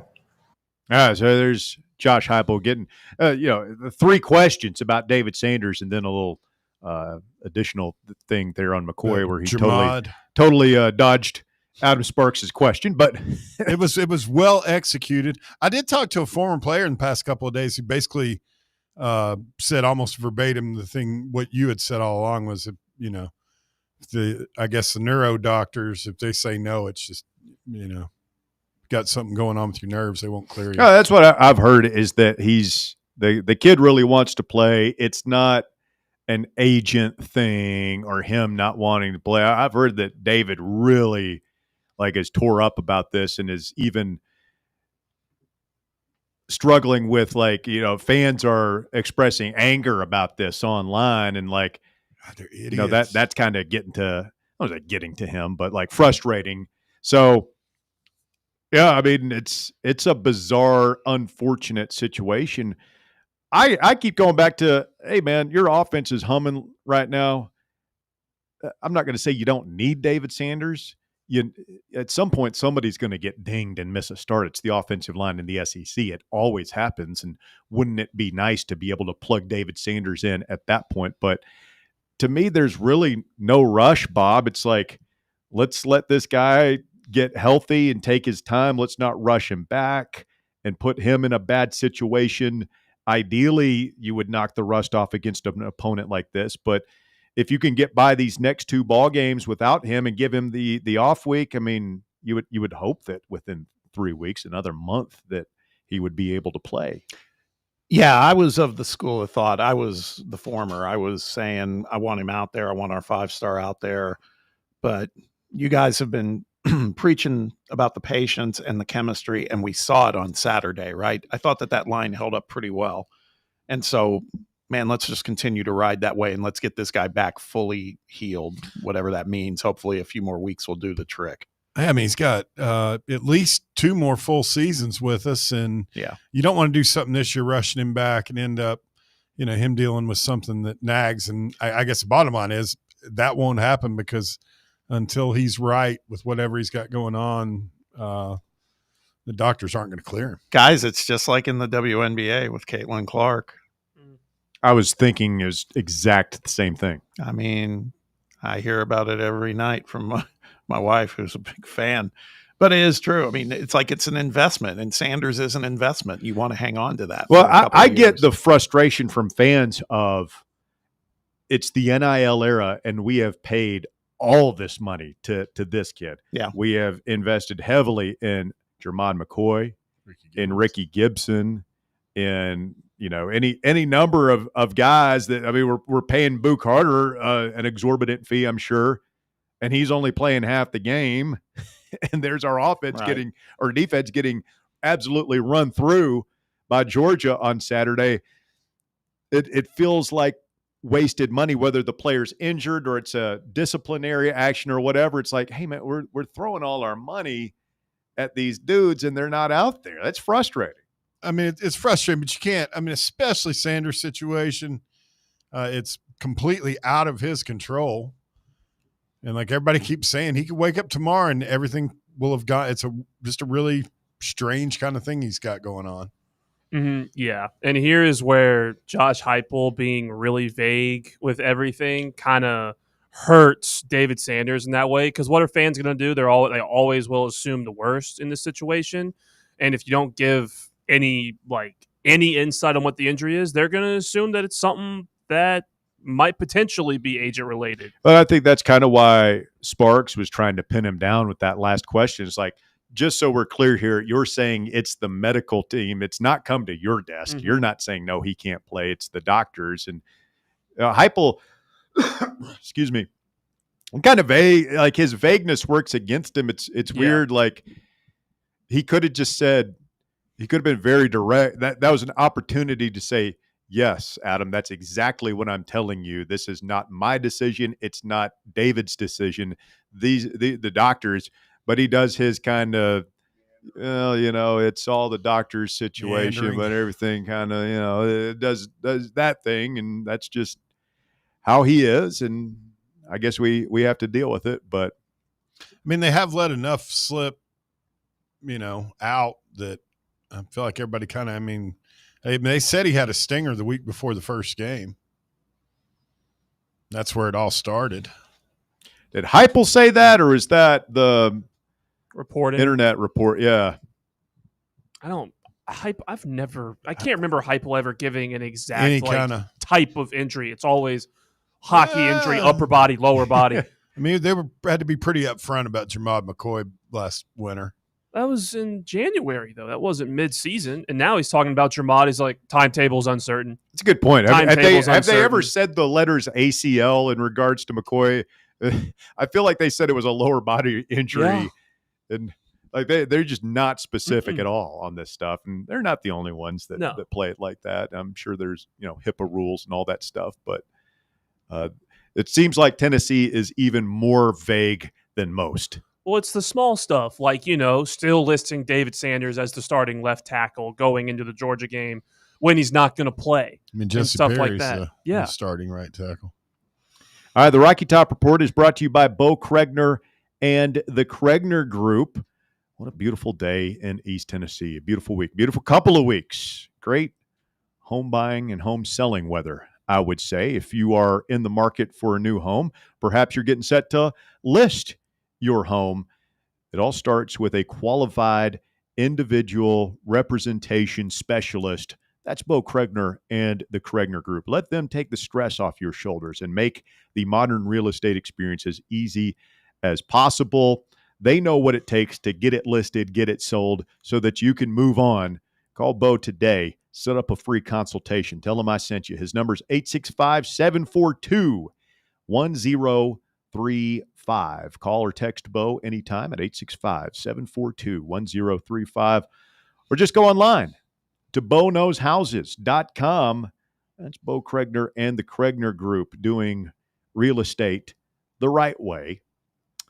Coming up, we'll go inside the Tennessee offense. One big former coach, now turned talking head in college football land, saying, I was wrong about Tennessee football. We'll let you know who that is and what he said. Plus, inside the numbers with Joey Throwey and the deep ball, he's completing them at a much higher percentage. Your eyes are not lying, folks. He is better than his two predecessors. We'll tell you how much better when we continue right here on The Drive. It's Fan Run Radio. Stay with us. The Drive. Streaming worldwide at fanrunradio.com and on the free Fan Run app. This is Big Orange Country's sports talk radio superstation. Fan Run Radio, Knoxville. Is that old tree in your yard starting to lean a little too much? Branches hanging over your roof? Don't wait until it's too late. Call ECR Total Landscapes today.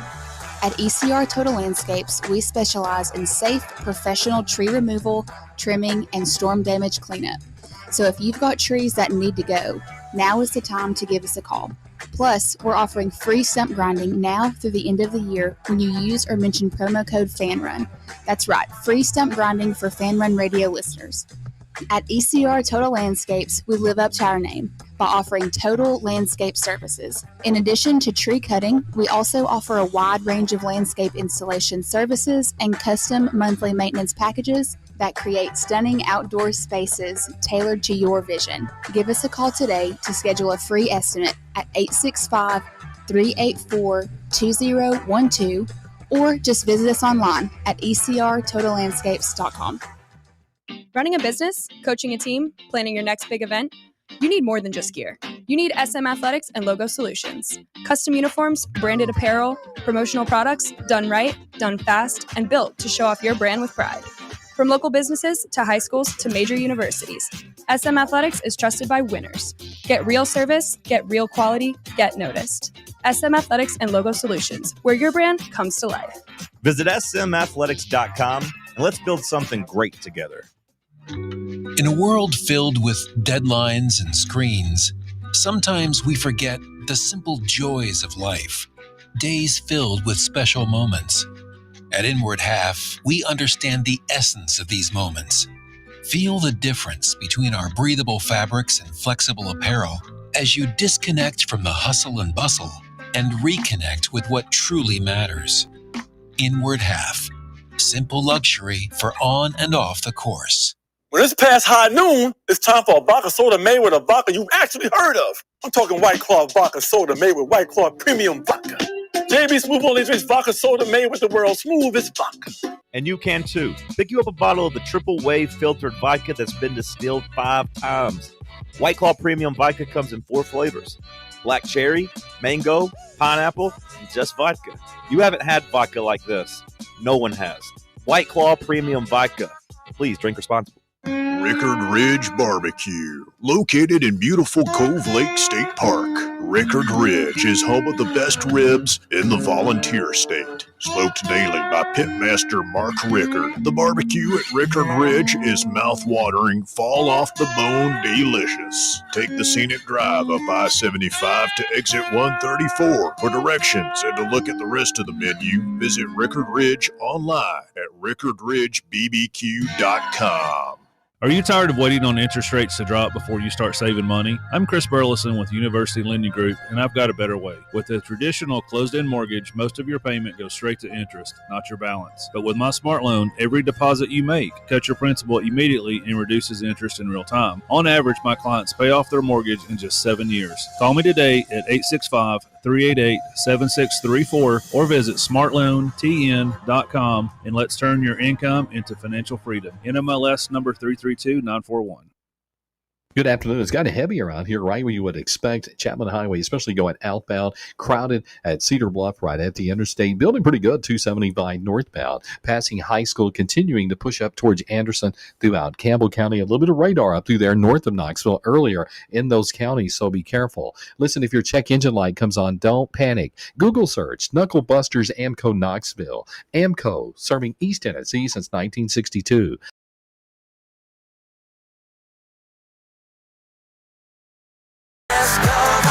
When I open up that tea, I feel like running through a wall. Put the game on, baby. Been having weird calls for another helmet smacking, tackling, check a ball.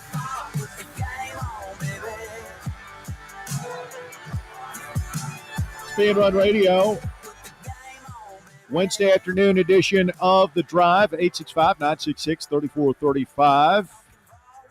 On Wednesday's episode of the Triple Option podcast, former national championship winning coach and Big Noon kickoff host Urban Meyer admitted he did not see this type of success in Tennessee's future after Nico hit the portal. He was one piling on saying, "Any clowning us? Kind of dead in the water." Yeah, Urban Meyer today, quote, "UCLA makes the worst trade in the history of trades, and Tennessee lands this guy that must be, I don't know this guy, but he must be a monster.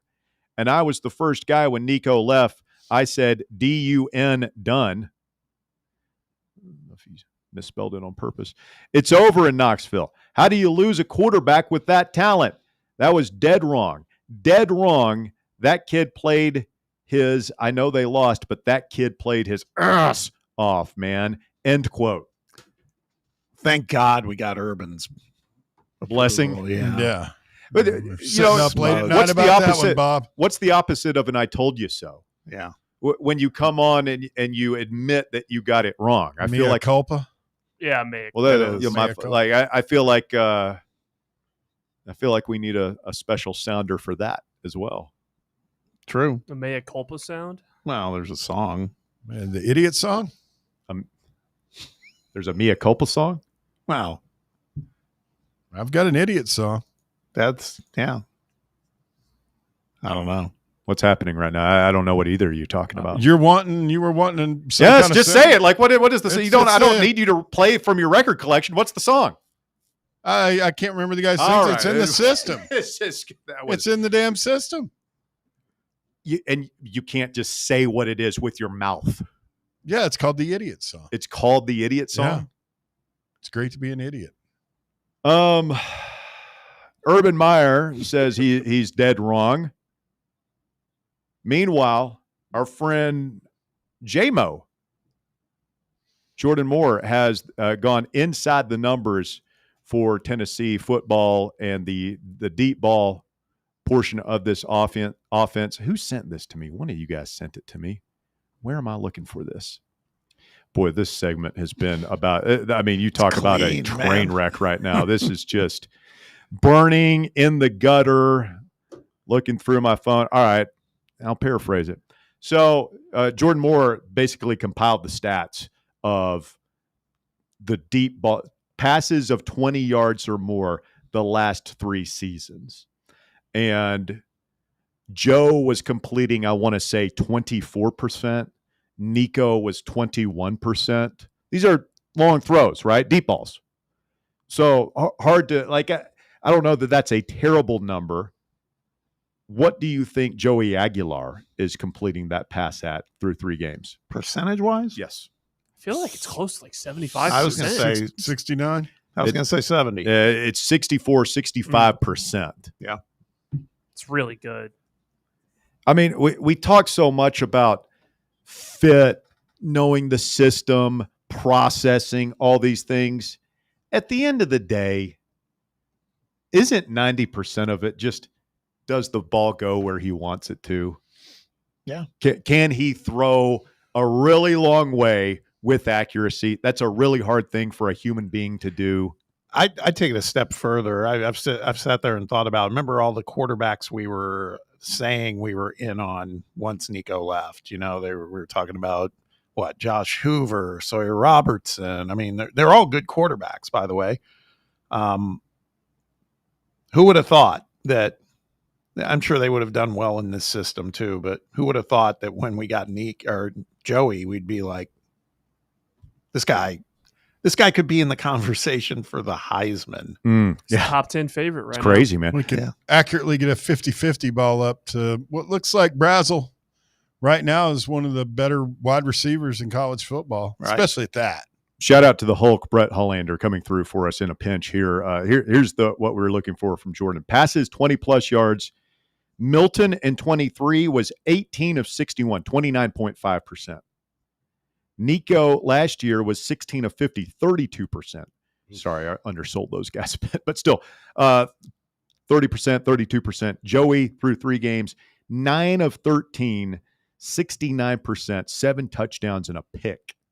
That was right. Yeah, he's really good. Was one of the picks going to be the Braylon Staley? No, it was the arm punt against Georgia at the end of the first half. The 40-yarder. So, yeah, I mean, he's been fantastic. I don't know that he can keep that up through the rest of the season, but again, man, just accuracy. Yeah. We analyze these guys to death. Well, his hands weren't big enough. Well, he doesn't see the field well, doesn't process, but does the ball go where he wants it to go? Mm-hmm. And especially in the SEC, like when it's going to be great matchups on the outside with those corners, like it's not like you just want to give your receiver a chance. They're called 50-50 balls for a reason. And, Brazel won like 3 of them against Georgia, and he might not win as many. And upcoming games. But the point of Joey putting that there, which Nico didn't do and Joe didn't do, is put it in a spot to give your receiver a chance to make a play on the ball. No, that's a good point. And not all those balls are like hit in stride perfectly. I mean, both the Brazel long ones were maybe just a little. The first one was way underthrown. Yeah. Like gets there. They stop pretty much. Which, I mean, I guess that's better than being overthrown when it's just completely uncatchable. You do live with a slight chance of interception, but for a receiver like Brazel, who's taller than just about any DB, can jump higher and everything, like you got to think if it's a little bit underthrown and they're both, defensive back and wide receiver going after it, he's got the advantage. Yeah, he's got the advantage, and if push comes to shove, he can just play offensive pass interfere, or knock it down. Yeah. I, honest to God, thought on the second one that they could have thrown it. I was a little surprised they didn't. I don't think they should have. It's not just orange glasses. Like if you throw it on that one, you have to throw it against Humphreys on the game tying touchdown. There was as much contact in both of those, but I'm fine with them letting both go. Yeah, I saw that with Humphreys too, and I felt like that's just same deal. It's a different way of trying to make the play, and you're given a little bit of grace to do that. I mean, in seasons past, I feel like they would have called that both times, but now this season it feels like they are letting defensive backs play and be a little bit more handsy, and I'm okay with it as long as it is consistent, which so far I feel like it has been.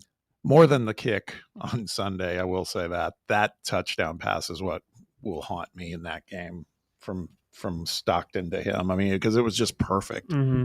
He ripped it. Fourth down too. I can't go with you as far as it haunting me more than the kick, but it was a hell of a throw, man, and a hell of a catch. I mean, talk about clutch play by both those guys, man. Maybe it would have been a good idea, maybe to give the young fella some help over the top on that one. I'll leave him on an island out there against that guy. Well, on those routes, I mean, that's a timing route. It's all about timing. It sure is, Russ. And it's also fourth and got to pay attention to the time. 4th and 6. I didn't expect him to go for the end zone, right? Hour number 3 of the drive coming up. The Drive.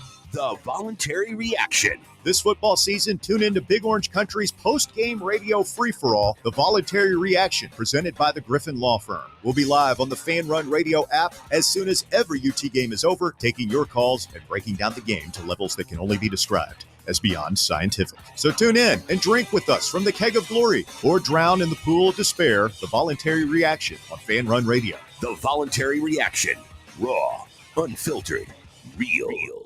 It's football time in Tennessee, so crack open a cold beer that doesn't fumble the flavor. Garage Beer is 100% beer-flavored beer. No gimmicks, just cold beer. Built for bonfires, backyards, and beating Bama. Garage Beer is proud to be brewed right here in the Volunteer State. So pick up a 12-pack today and look for the drive celebrating Football Fridays at select Garage Beer headquarters around town this fall. American-owned, Tennessee-brewed Garage Beer. 100% beer-flavored beer. Tired of waiting for the weekend or good weather to play around? From casual to committed, Back 9 Golf has got you covered. Open to the public and offering flexible membership opportunities, they offer 24/7 access to 5 different simulators, providing cutting-edge technology, instant swing feedback, fun mini-games, and a wide variety of courses to choose from. Perfect for that solo round you want after work, or swing by with food and drinks for an afternoon with friends and family.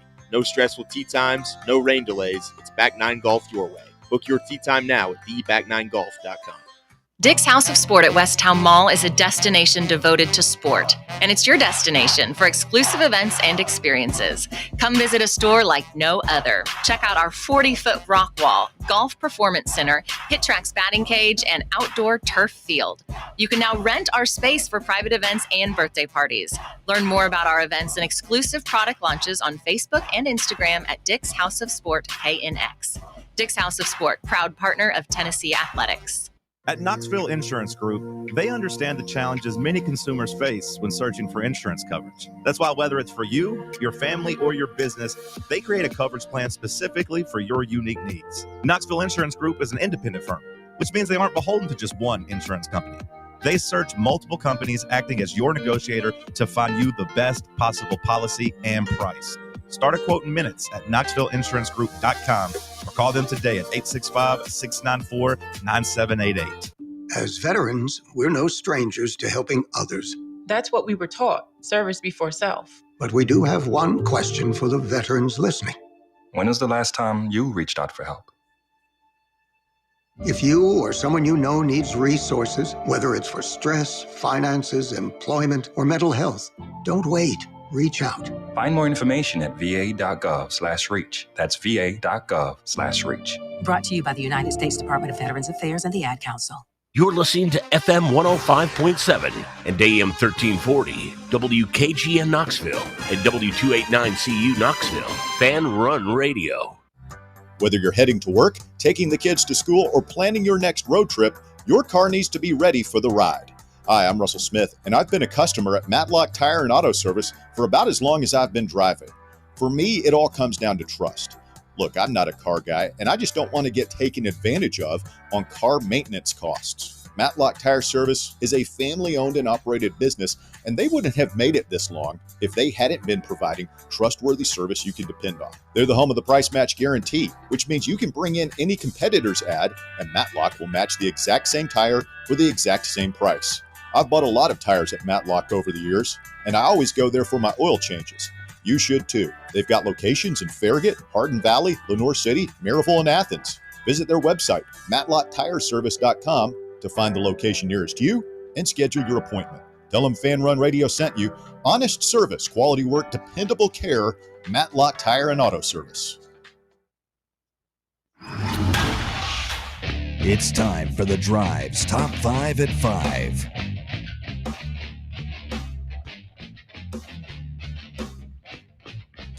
Welcome back. Time for a little top 5 at 5.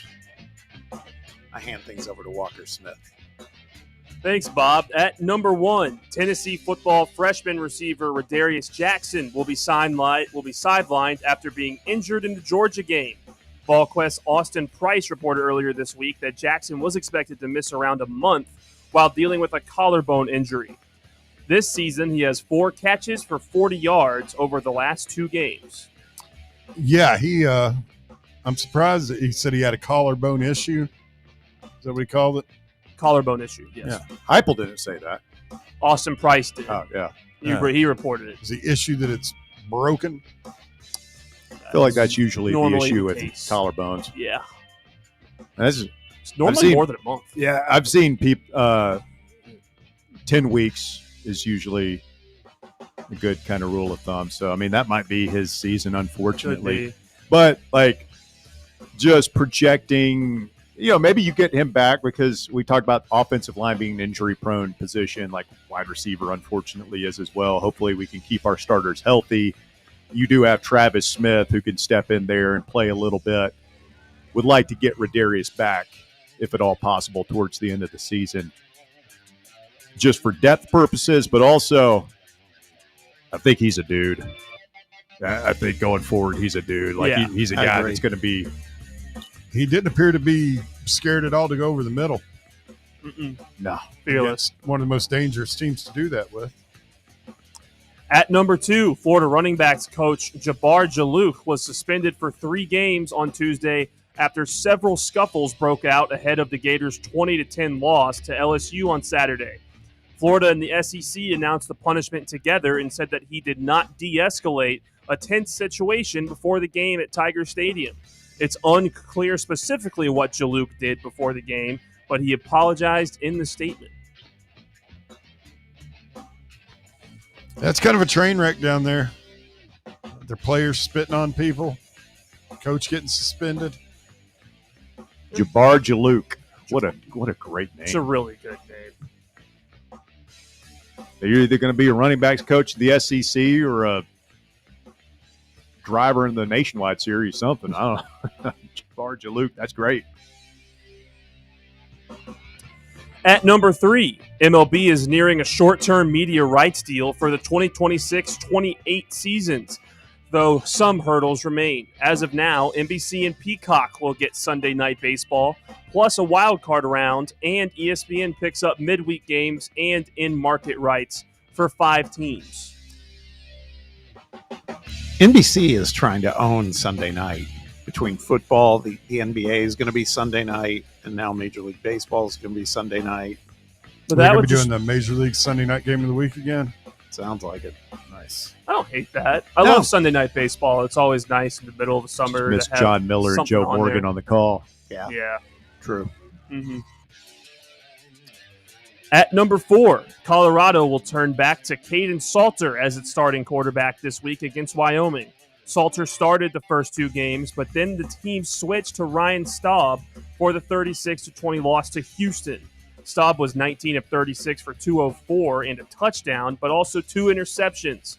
Salter entered the season with a 23-6 record as a starter and was the starting quarterback at the beginning of the year. Things going well. Yeah, they're just playing quarterback roulette over there at Boulder. They've played all 3 of them, including, I think, in the second game, the 5-star kid got a little bit of time. Ring. Big Nick Collins. I don't think Colorado would take him. I don't know.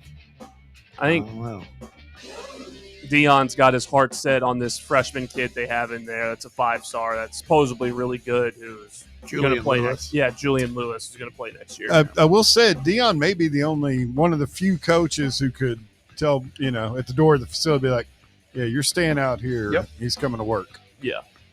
Buffs are a 13.5-point favorite at home against Wyoming Saturday. Wyoming not very good. It's tough. They usually aren't. I like it when Wyoming's like a little frisky. Yeah. I think they like I once or twice. like my Wyoming to have a wide open passing attack that you really got to be afraid of, especially if you're going up to elevation in Laramie. Mm-hmm. I need like 2 top 25 upsets from Wyoming per decade, something along there, just to remind you that they're there. There's good football in the state of Wyoming. White wide receiver who's like 5'8", but just a fart in a skillet all over the place. Every once in a while, a really good quarterback will come through and not play well there, but everyone knows he's really good. Yeah. Usually with a name like Cooper or Kevin. Yes. Was that oddly specific? A little bit. And at number 5, a man in the U.S. has been arrested for allegedly living in the crawl space of a property without the owner's permission. Deputies investigated after a witness reported seeing a man who is not known to live at the complex parking his car and walking to the back of one of the buildings. The door to the crawl space was open and a light was coming from inside before the door was closed. Officers, who were tipped off shortly before 11 p.m., found the door to the crawl space was damaged and the locked with an extension cord running through a vent. Inside, they found a man, Benjamin Bakur, who had a bed, lights, chargers, TVs, and other electronic equipment in the crawl space. Bakur was charged with burglary and possessing methamphetamines and is sent to jail with a bail of $75,000. Hey, man, housing crisis in the United States is real. People are desperate to find solutions. So, I don't know about going and living in a domicile that you're not paying for, but I give them an A for effort. That's some ingenuity, man, to make a crawl space a home. Sounds like a good setup. Had everything you needed for a good weekend of football. Like Elwood, the Blues Brothers apartment. Depends on what the entryway looks like, Walker. Depending upon big guys like you and I don't know how simple it'd be to get in. I feel like this has happened more than it should lately. People living in crawl spaces. Yeah, crawl spaces and like attics and. Like it wasn't too long ago. I swear to God, I thought it was on top 5 at some point in the past few years. Somebody was living in a sign on top of the. Yeah. There was a sign person, but then there was some lady who put up cameras, and then after she left, she saw like some piece of furniture move, and somebody came out from like had been behind a wall, like moving in the walls of her house, like out on the West Coast, a little north of you, up in the Bay Area. I mean, there were people that were they were just finding like plots of land, small plots, and they'd pay for it, and they'd put like one of those pods there and turn that into their home. Really? Yeah. I mean, Cody lived in a shipping container in Austin, I think. It was converted, but I do love the YouTube. There's a good YouTube rabbit hole of like tiny apartments in New York City or Tokyo, where people are just there are millions of people in Asia right now, just like living in 80 square feet. Yeah, they just got like a bed and a microwave with an oven on it, and they share a toilet with like 500 other people, and that's how these people are living. I couldn't do that. I could do the tiny home thing. It makes me like I watch that and I'm like, yeah, I couldn't do that, but I'm also, because we all want a bigger house, right? We all want more space and stuff, and then I'm like, man, I've got it pretty good compared to these dudes out here living in just like a 50 square foot hole in the wall. I could totally do that. I could do the tiny house thing. I couldn't. If it had the right, just by yourself. Yeah. Yeah. How about living on a boat? You ever? Yeah, I love that one too. It'd be pretty cool. It would have to. Have you seen these? I think what are they called? Longboats over in England. Those longboats that would go down like the canals to the Thames. Yep. Yeah. People over there, I went down a rabbit hole watching videos of those things, and they're like super long and super duper nice, but they have to move them. Yeah, I met someone who's lived on a boat in London for like 5 years. They just move the boat around the Thames to different docks and live. I'm not sure. Is it every? I can't remember if it's every day or every couple of days. You actually have to start the engine up. Yeah, that's what I think. It would be fun and adventurous and everything, but I know me. I'm not handy enough to fix all the boat stuff. There's just maintenance out of every single day. You got to get down and scrub the barnacles off your whatever underneath the water, like something. The mast breaks, and you got to get up there at the like glue and nails and stuff. I couldn't. No, I'm not handy enough. There's another thing that I've seen is down in Florida, like down by the beach, there would be, there was parking as public parking along the road, and people would have like a camper, not a big RV, but something smaller, and they would set up shop there until I think somebody like a policeman says, hey, you got to move on. They might be there for days. There's a YouTube rabbit hole. People who live in their cars. Oh, yeah, those people, and will like cook things in their cars and use. A lot of people in Japan do that. They can't afford to. They're trying to save money. But I watched. I can't remember. It's Sato or something. This guy. I watched a bunch of his videos. I believe it's pronounced Sato. He was living in his car, his van. Listener James on the live chat says, I work on tugboats, and I can tell you that living on a boat sucks. Love it. There's also, as long as we're on the subject of YouTube rabbit holes that I brought up for no apparent reason, like jobs that I always wanted to be a trucker for a year, not as a career, just for a year on the roads, big rig, all that stuff. And the other one, and this is some great videos on this, like working on a shipping boat, like going around, like a container ship. Yeah, that'd be horrible. You can book passage on those things. Why would it be horrible? You're not living in a container. They've got like little hotel rooms with everything you need there. But they also, once you go around the Horn of Africa and start heading up the West Coast, there are certain drawbacks. Yeah. Pirates. I would do it on one of the. Have you seen the way the ones that carry the like high-end cars, like luxury cars? It's like a vault on the water. There's no place to even get. So they can't pirate them. There you could live in a car on a boat. It's true. Living on like an AMG Mercedes on a boat like that. I have one of my best friends I grew up with. He got into, he's a trucker. He didn't do it till about 10 years ago too. He just had a business degree from Indiana University. He just was like, I'm not I don't love what I'm doing. I'm just gonna. He went Ride and the road. got his CDL and went and did it. He always loved to drive. That's what he does. You know, Russ, I blame you. I'm stuck on. You got me hooked on them. The police body cam videos. I'm right there with you. I buddy. watched a whole family get arrested this morning. Oh my God. And it started off. They get all had to do mouthy. was let the They get ex-boyfriend mouthy. get his clothes and get his dog. And I swear to God, by the end of it, his pregnant ex-girlfriend, her crazy mom, her crazy brother, and her crazy dad, all four cuffed and stuffed. Loved it. Did anybody get tased? No, that's what caused the escalation, because the pregnant daughter took a swing at one of the cops, and he was like, "You're going to ride the lightning." Pulls out his taser, and then mom jumps in front of her because she's pregnant.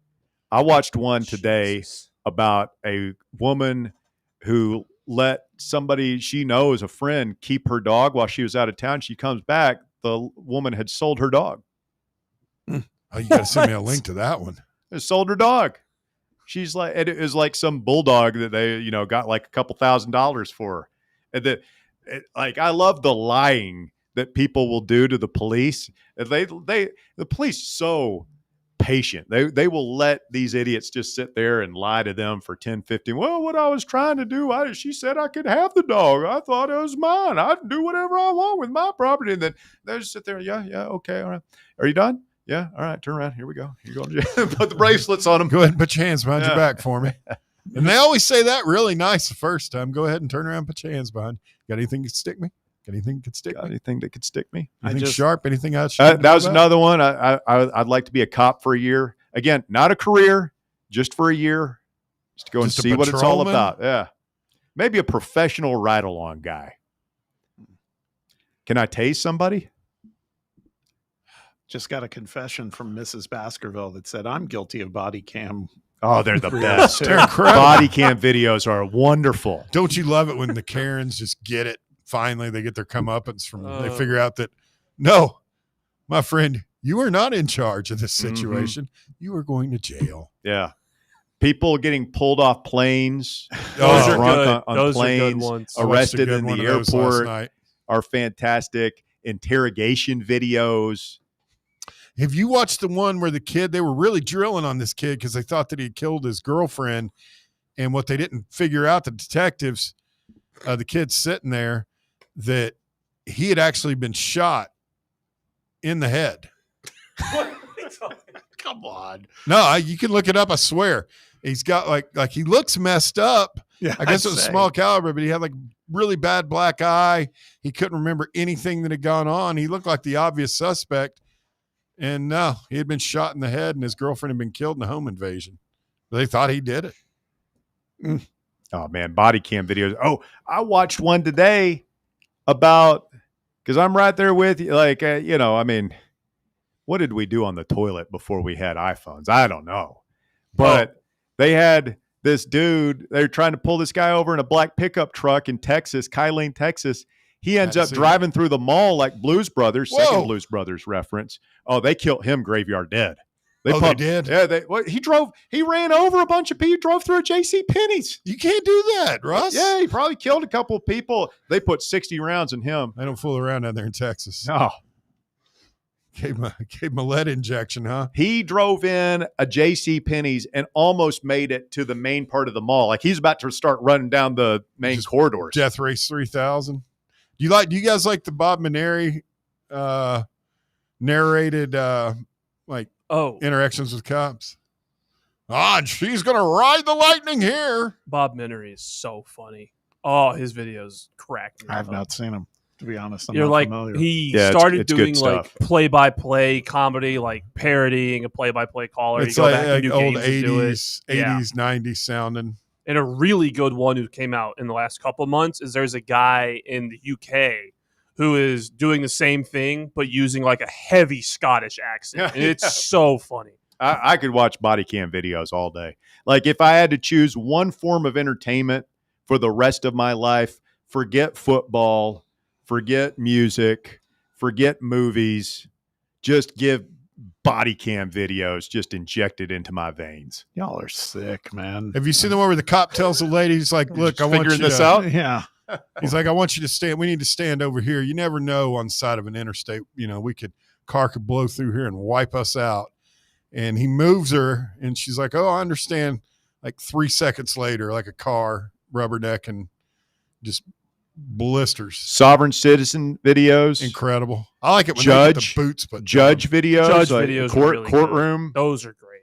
Like, guys like spitting, and they put a net on his face or something. There's that one judge who you never know. He's always fair. The guy, I think he's down in Texas. That one judge who's always fair, as opposed to the rest of them who are always corrupt. This guy before. He's like balding. He's got the glasses. I like my judges to be fair. And bald. That's good. You're being a jerk. You know exactly who I'm talking about. Yes, judge, you should be fair. That's kind of the point of judges. There's a really entertaining one. He'll call cops out. He'll call defendants. All right, stay with us. The drive continues. We get Geraldo in here when we continue. It's Fan Run Radio. Back with more after this. The Drive.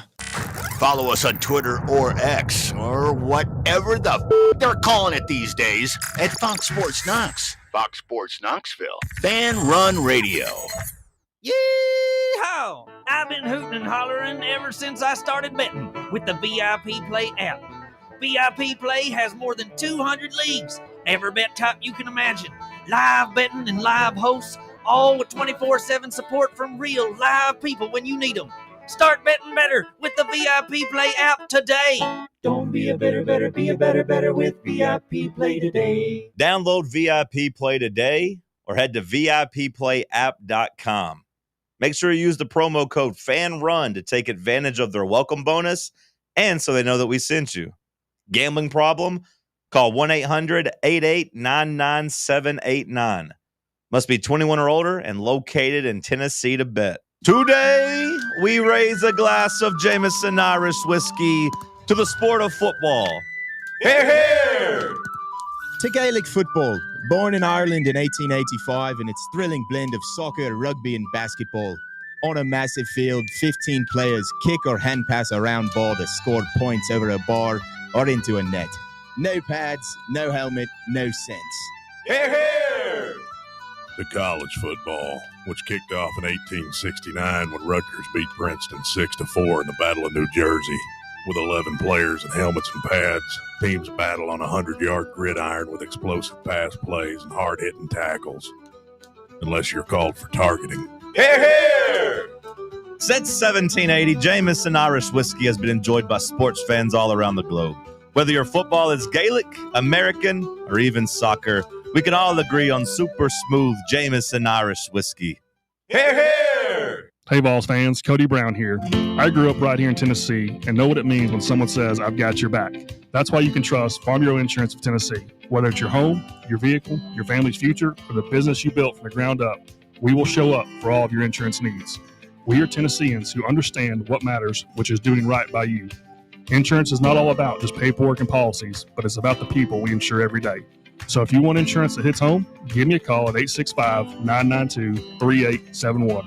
Go Vols. With over 60 years of experience in the industry, Merritt Garage Doors has a wealth of expertise in commercial overhead doors in the East Tennessee area. Merritt offers a wide range of door styles like sectionals, rolling steel, high-speed, and sheet doors. They also supply and install a wide range of dock equipment. If your business is in need of overhead doors, no matter the type, look no further than Merritt Garage Door, Knoxville's best and most trusted overhead door company. Contact them anytime for a free estimate at 865-933-5319 or online at merrittgaragedoor.com. It's time for the North Knox Siding and Windows High School Football Player of the Week. Brought to you by North Knox Siding and Windows. Call 865-689-0505 or visit them online at northknoxsidingandwindows.com. This week's North Knox Siding and Windows High School Football Player of the Week is Carnes High School running back Cameron George. George led Carnes to a 24-21 win over Clinton last week. George carried 31 times for 249 yards and 2 touchdowns as the Beavers improved to 2-2 on the season. Carnes High School's Cameron George, this week's North Knox Siding and Windows High School Football Player of the Week.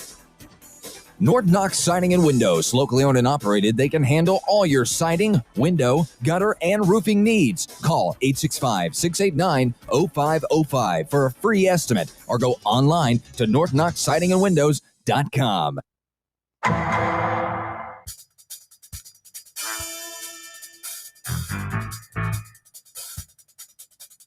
Authorities in Orlando, Florida, are looking for a man who appeared decked out in scuba gear in connection with a robbery at a popular Disney-owned entertainment area. I didn't see this. Was this like some kind of aquatic attraction, or is he just walking in? No, the deputies were called to the Paddlefish restaurant just after midnight on Monday for a report of a robbery. Victims told the deputy that a man entered the restaurant, took cash, and then left. No one was injured. The incident occurred after the restaurant was closed. There were no patrons present, according to the sheriff's office. A photo released by authorities showed a figure wearing goggles, a wetsuit, gloves, and what appeared to be a scuba diving hood. Scuba Steve. Look at that, Bob. That's nightmare fuel right there. That guy. Yeah. Sheriff's office added that the investigation continues. Paddlefish is a seafood restaurant on a, quote, modern steamboat in the water at Disney Springs, a shopping and dining area at Lake Buena Vista. The entertainment complex, owned and operated by Disney, is a popular tourist attraction because of its proximity to Orlando's theme parks and hotels. So they think this guy might like swam up on this boat restaurant thing and scuba gear, robbed it, and then disappeared into the water. It's an incredible plan. There are alligators in that water? Oh, Yeah, for hell sure. yeah. It's Orlando. I've been to that Disney Springs complex many times. Saw a video with a Florida lady, and she goes, "You want to know how?" He goes, "Here's how you can tell if there's if you're near gators." She just turns her camera towards like a lake, and the next one, it's like any body of water in Florida. She pretty much bet there's gators. That is the docket, brought to you by the law offices of Jerry R. Givens. You can check him out online at jrglawtn.com. Bankruptcy, divorce, DUI, personal injury. Jerry's your guy. Give him a shout. Tell him I sent you. I've known Jerry forever. Not a more trustworthy guy in the local legal community. jrglawtn.com is his website. jrglawtn.com. That's the law offices of Jerry R. Givens. Legal expertise you can rely on. Jerry called in Saturday night. No, he didn't. Did not. Nope, that was Marshall Griffin. That was Marshall Please Griffin. continue, Bear. Or, No, this is kind of tied in. It's docket-esque. This is about body cams again. This is from compliments of my wife, Mrs. Baskerville. You guys will be able to answer this. I won't. She wrote, "What I want to know is why does everybody get the handcuffs off? They put handcuffs on people and they're always getting out of them." And then she wrote, "The women do anyways." You ever see that? yeah, well, they can, There's a they're trick to behind it. your back. And so, like, some are flexible. Like, I could never do this, but they can, like, bring them underneath their butt and their legs and then get them on front, and then they can, like, wiggle free. But I would imagine, I'm no law enforcement expert, but like, they're always, oh, they're too tight. I'm cutting off the circulation, too tight. It's like, that's why they put them on so tight, so that you can't get out. Not meant to be comfortable. Well, no. You find yourself in handcuffs, it's your fault. If you can there's a way you can get them to unlatch fairly. I mean, it's tricky. Houdini over here. What do you got to do?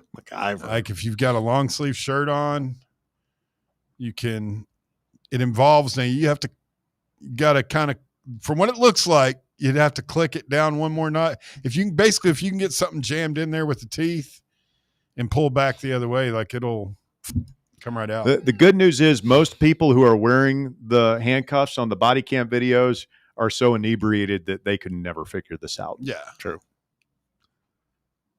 I don't know. They've got videos on how to get out of them, though. You use part of a Coke lid. You ever had handcuffs on, Bear? It's a simple yes or no question. It is. By cops, like legally? Or actually, when you make it. Yeah. Well, no, I mean, a buddy of mine's crazy older brother, like their parents went to Tahoe, and like 20 minutes after they left for McGee Tyson, They were like beating the hell out of us. I don't know. It's a long story, but yeah. There's that dominatrix he dated in the late 90s. No, That there was, was Dame Helga. incident in Nashville Mistress Veronica. in the 90s.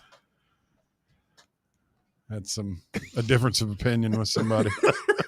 The debut of Dollywood's newest and most expensive attraction is getting closer. After months of teases, the theme park officially announced details about the ride scheduled to open in the spring of 2026. Night Flight Expedition is an innovative indoor experience. It's the first of its kind in the world, according to the park. It combines 4 unique features with a theme and a story that embraces nighttime in the Great Smoky Mountains, taking riders up in the air and then down to the river. It combines roller coasters and water rides. But it's indoors? Indoors.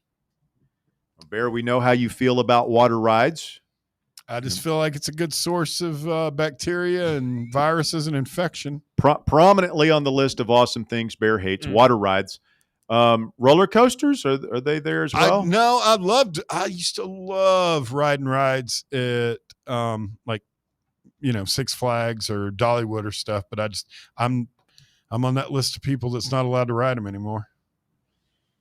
People's like, I don't think I could do it either. It's been a long time since I've been on a serious roller. It's not about the back, man. It's about just fear, and mostly fear of throwing up. Like, I don't want to vomit in public. And I have no fear of that. I'm just worried that they'll have to, the last time I went to the Tennessee Valley Fair, which I believe is either open or opening soon. I think it's open. Yeah, I went with and I got on one because I used to I'd do anything. The Gravitron, upside down roller, did not care. It was the zipper. Yeah, loved all that stuff.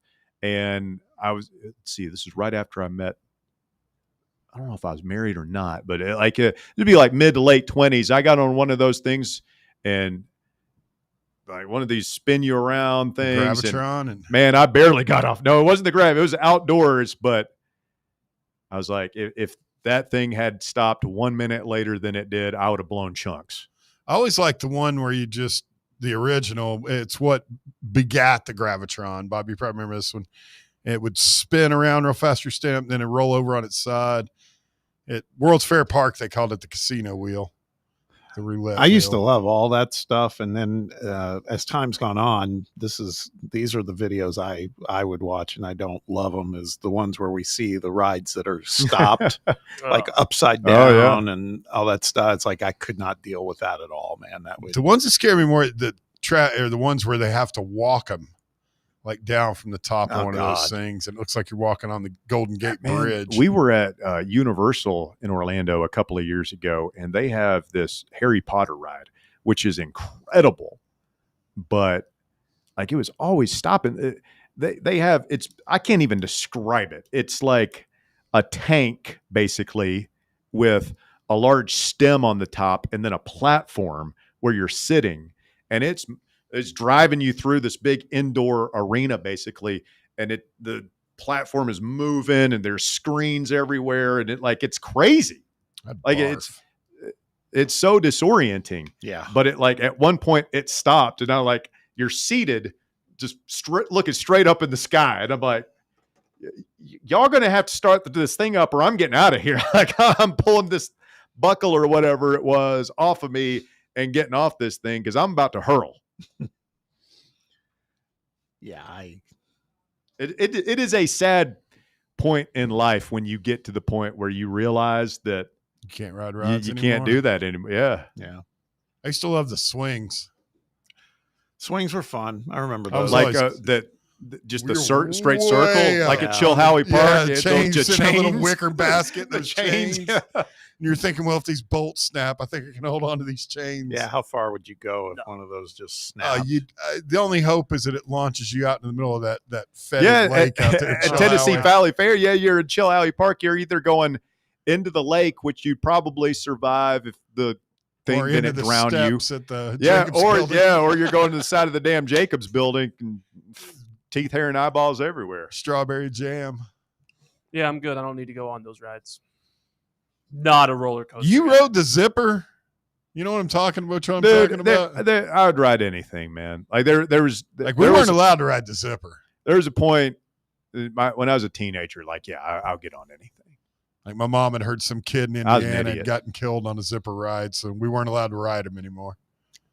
I used to do all that. So we'd go to Kings Island up in Cincinnati. Oh yeah, the Beast. Ooh, the Beast, the Racer. The Racer preceded the Beast. And I forget the other ones that went upside down. And God, I can't fathom it now. I know.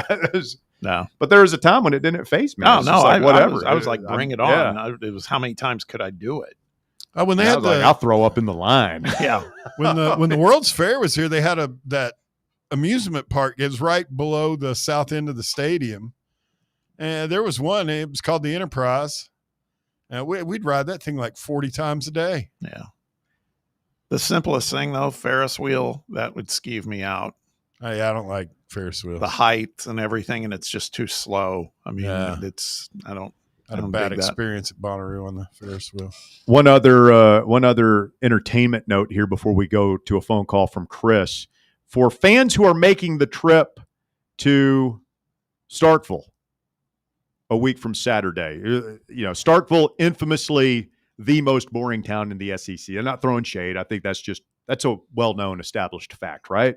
Small, sleepy town in Mississippi, yeah. The Pony, which bills itself as America's Strip Joint in Starkville, has a special promotion happening Saturday after. Remember, it's a 3:30 kickoff starting at 9 p.m. at the Pony in Starkville. They have biscuits and gravy wrestling. Really? Oh, my God. Biscuits and gravy wrestling. I see the flyer here, Bear. Bob, what do you think? Two lovely young ladies, probably old enough to be our daughters, who are going to be, I guess, wrestling nude in biscuits and gravy.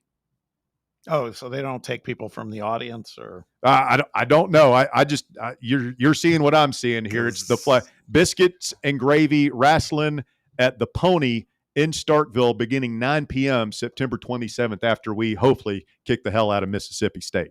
Cody on the textbook says, "I've been to the Pony, boys." 2012. How did we get a text about the Pony within 20 seconds? Because met a wonderful. Yeah, it's what Cody says. I don't think it's McClure. 2012, met a wonderful young lady named Cherry. She had some tricks. Oh, you don't think it's McClure? Oh no, totally Cody. Okay. It is Cody? Yeah, all right. So Cody has been to the Pony. Yeah. I was just going to say, and I mean, I didn't mean this in a demeaning way. It's like, this is right up his alley. I could see him. I mean, it was at the Emerald Saturday But night. I'm just like, boys, if we start Voluntary Reaction 7, what are the chances you think we can get? And we have had a call from a strip club on Voluntary Reaction. So this wouldn't even be a first. I don't know. From the Emerald Club. Yeah, we had a call from the Emerald Club one night on Voluntary Reaction. That was Cody as well. We could have. Can we have a live boots on the ground report from the Pony that Saturday night at Biscuits and Gravy Wrestling? I mean, anybody that goes, it's listening to the sound of our voice. I mean, yeah. Feel free to call in. I'll move you to the front of the line. You describe the Biscuits and Gravy Wrestling. And I'm just like, Starkville's not a big town. Let's hope that the Pony is the only strip joint in Starkville, because I can't imagine there's enough talent to fill up more than one of these places down there. Probably not. Probably not. I mean, when you get Big Bertha in that Biscuits and Gravy ready to wrestle, it's probably that can go one of two ways. That's either going to be the best thing you've ever seen or the worst thing you've ever seen or ever will see. Remember, there used to be a deal where you could jump, like places would let you wrestle. Get in there like Blue from Old School. Blue from Old School, hey, man. and the movie Stripes. They had a big John Candy. There are worse ways to go in life. That's all I'm saying. Mud wrestling, 6 strippers. He died doing what he loved, wrestling a couple of ladies of the night at the at the Pony in Starkville, Mississippi. Chris, you're on the drive, Fan Run Radio. You're my boy, Bear. But strip club in Starkville, Mississippi. Good Lord! Probably you don't need 8 your teeth beer. in there. You don't. You don't need your beer goggles on. You need your bourbon goggles on. It's what some might refer to as a loser situation, Chris. Yes, it would be. But I will not take my money to Starkville, Mississippi. But Gainesville, Florida sucks too. It's just a bigger Starkville. Been there once, we'll never go back. Horrible, horrible town. Most SEC towns are good, but Gainesville is a dumb, and it's got nothing to do with hating Florida. Let's just hope Go that Gator. we have a better experience in Starkville this year than we typically have in Gainesville. Correct. So who knows if Napier will even be the coach by then, and DJ Lagway may be in the portal. We'll just have to see on all that. But you come back roller coaster rides. The People worst thing think those actually, cowbells are just like a noise device trying to annoy the other team. It's actually all the men in Starkville trying to call their wives back home at night. Whoa. Ding, ding, ding, ding, ding, ding, ding, ding, ding. Calling the water buffaloes home. you guys are talking about roller coasters. Nashville removing Opryland. Oh, the worst mistake they've ever made. I pour one out, going to Chris. Opryland. Me and you It was both, buddy. awesome. The Wabash Chaos, Cannonball. the Grizzly River Rampage. I mean, there were so many great rides. It was incredible. Did you do the Grizzly River Rampage, Bear? Yeah, when I was a kid, before I learned about, you know, earth science and like bacteria and the fact that they don't chlorinate that water. I don't see why that's such a bad take on my part. Because water rides are really fun. Yeah, I love sloshing around in fetid water. As God knows what. Don't drink it. Keep Gets your all mouth over shut. you. It gets all over you, man. The log ride, Wabash Cannonball. Man, there were so many good rides there. Yeah, the wooden roller coaster. I can't remember what the name of it was now. But my old brother so got long. lost at Opryland when we were little kids. I mean, there's nothing as better, hell. Chris, than being just hot as hell in the summer. You're sweating. You get on that big circular tube thing, and that water dumps all over your lap, just cools you off. Yeah, it's fantastic. Yeah, and then you have to walk around with swamp, you know what, the rest of the day. Yeah, if it's hot enough, it dries up pretty quickly. Some of these places have those like drying things now where you can pay a couple of bucks to get in a big dryer and dry your britches off, your socks and stuff. But yeah, I mean, losing to Georgia sucks, but I mean, I think that just shows how far we've come. You know, we had an easy chance to win the game and we didn't. I mean, look at that series the last, you know, now with the expanded playoffs, one loss doesn't hurt like what it used to. So just got to take care of business. Of Oklahoma, Alabama, and Florida, you win 2 of those 3, you're in 100%, unless we blow a game like Arkansas or Mississippi State. That's the key to me is you can't have what happened, you know, last year at Arkansas, what happened in 2022 at South Carolina. You got to find a way to avoid that this year if you're hypo. Win the games you're supposed to win. You guys are talking about getting on fair rides. Are you guys nuts? The people that put those together, break them down and put them together every week. Come on, Chris. Man, when you're 13 years old, you don't care. Take a little chance in your life. You don't They're care Alabama about that. toothless meth heads who are on the Roll down sexual Tide. offense registry list. Oh! All right, see ya.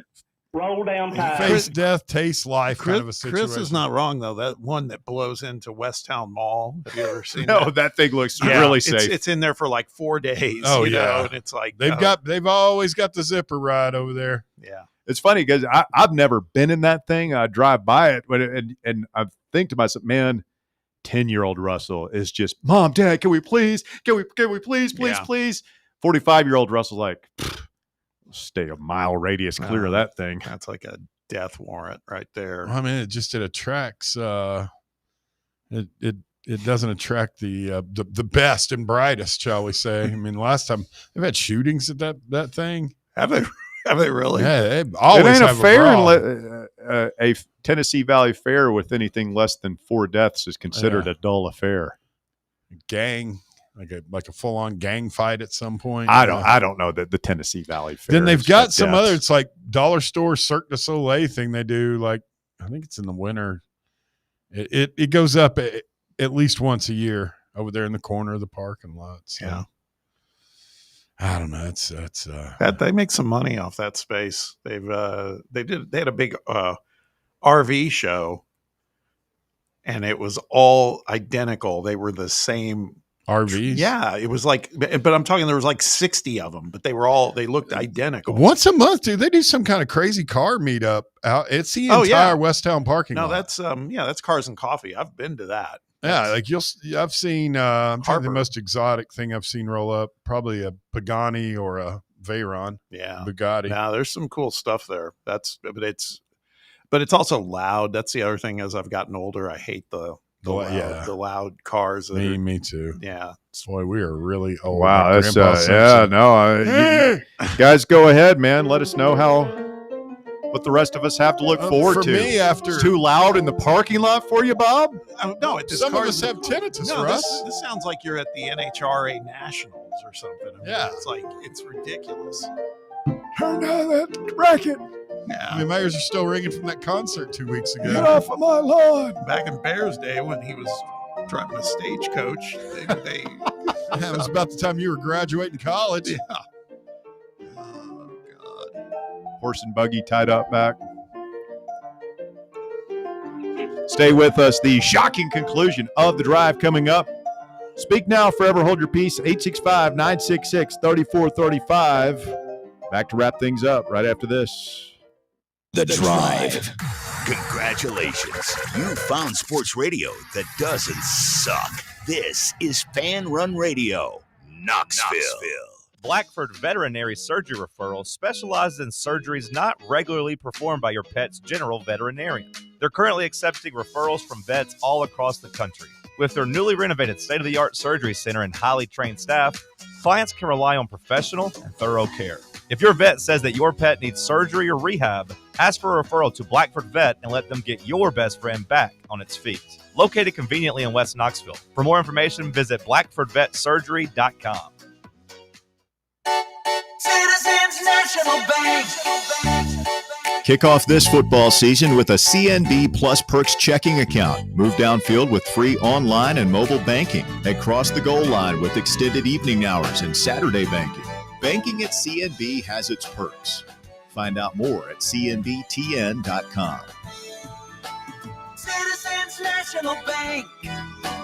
Banking never felt so good. Member FDIC.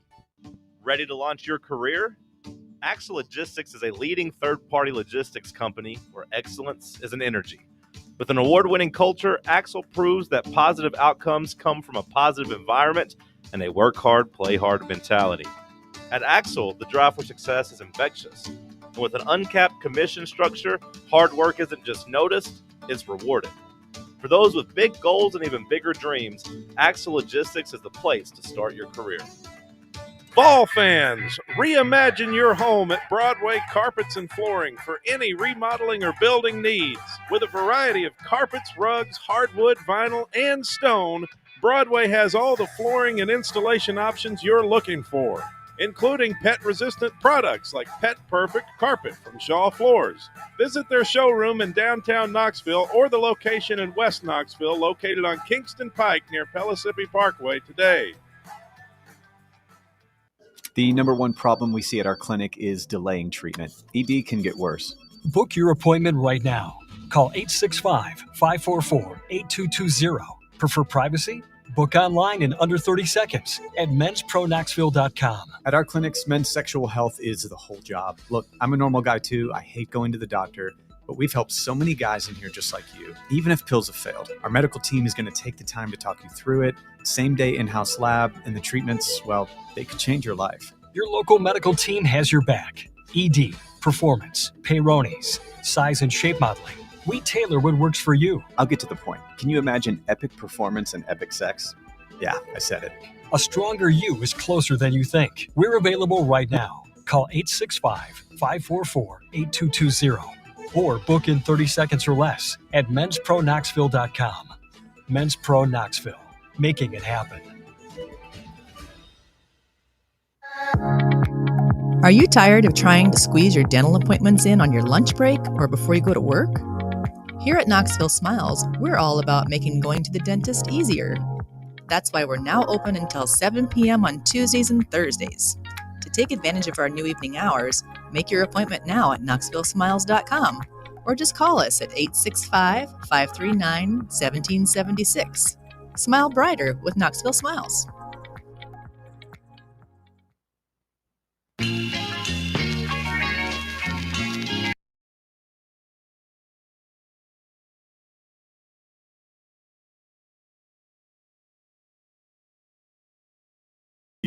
Biscuits and gravy wrestling. I'm telling you, after seeing some of the competitors, Maybe a website on that you can see some of the. You're interested now? I mean, I would like to be a spectator. We should take a fan run crew down there, enter Cody into the contest. One person wants to know if they're going to serve the biscuits and gravy after they're done. I don't know. I don't know if you'd really want to eat anything after people wrestling. One person writes in that they will be in Starkville and volunteer to call in from the Pony. So we'll see if somebody will. Excellent. Thank you for your service. That'll happen. Brandon LaFollette says, will there be sausage in the gravy? I'll tell you who Wait a likes minute. sausage. I love sausage. I'm a big sausage guy. Right there in your mouth. I love sausage, for one. I'm a big sausage guy. Nothing like a big kielbasa. Just right. Great. Oh, that'd almost be worth a trip to Starkville to see McClure take on half of the Pony. I love sausage. He does have like big kind of Big blue John vibes Candy. there. It's like, Blue two- John Candy. They're just drowning him in it. Just, I mean, it's two of his favorite things in the world: biscuits and gravy and broads and I'm booze. a big sausage guy. 3 B's: biscuits, broads, and booze. And the other B. I love sausage. Jeff Take him. says, Russ, how do you get to be mid-40s and not realize you got to clean your dishwasher? What else don't you know? You got to change your car's oil, clean your dryer vents, and clean your bathtubs and toilets too. Wash your belly button. But you're the one telling me that water rides at amusement parks are completely sanitary. Sorry if I don't take your advice on that. I'm not saying they're sanitary. No, I'm not saying you that. just don't care.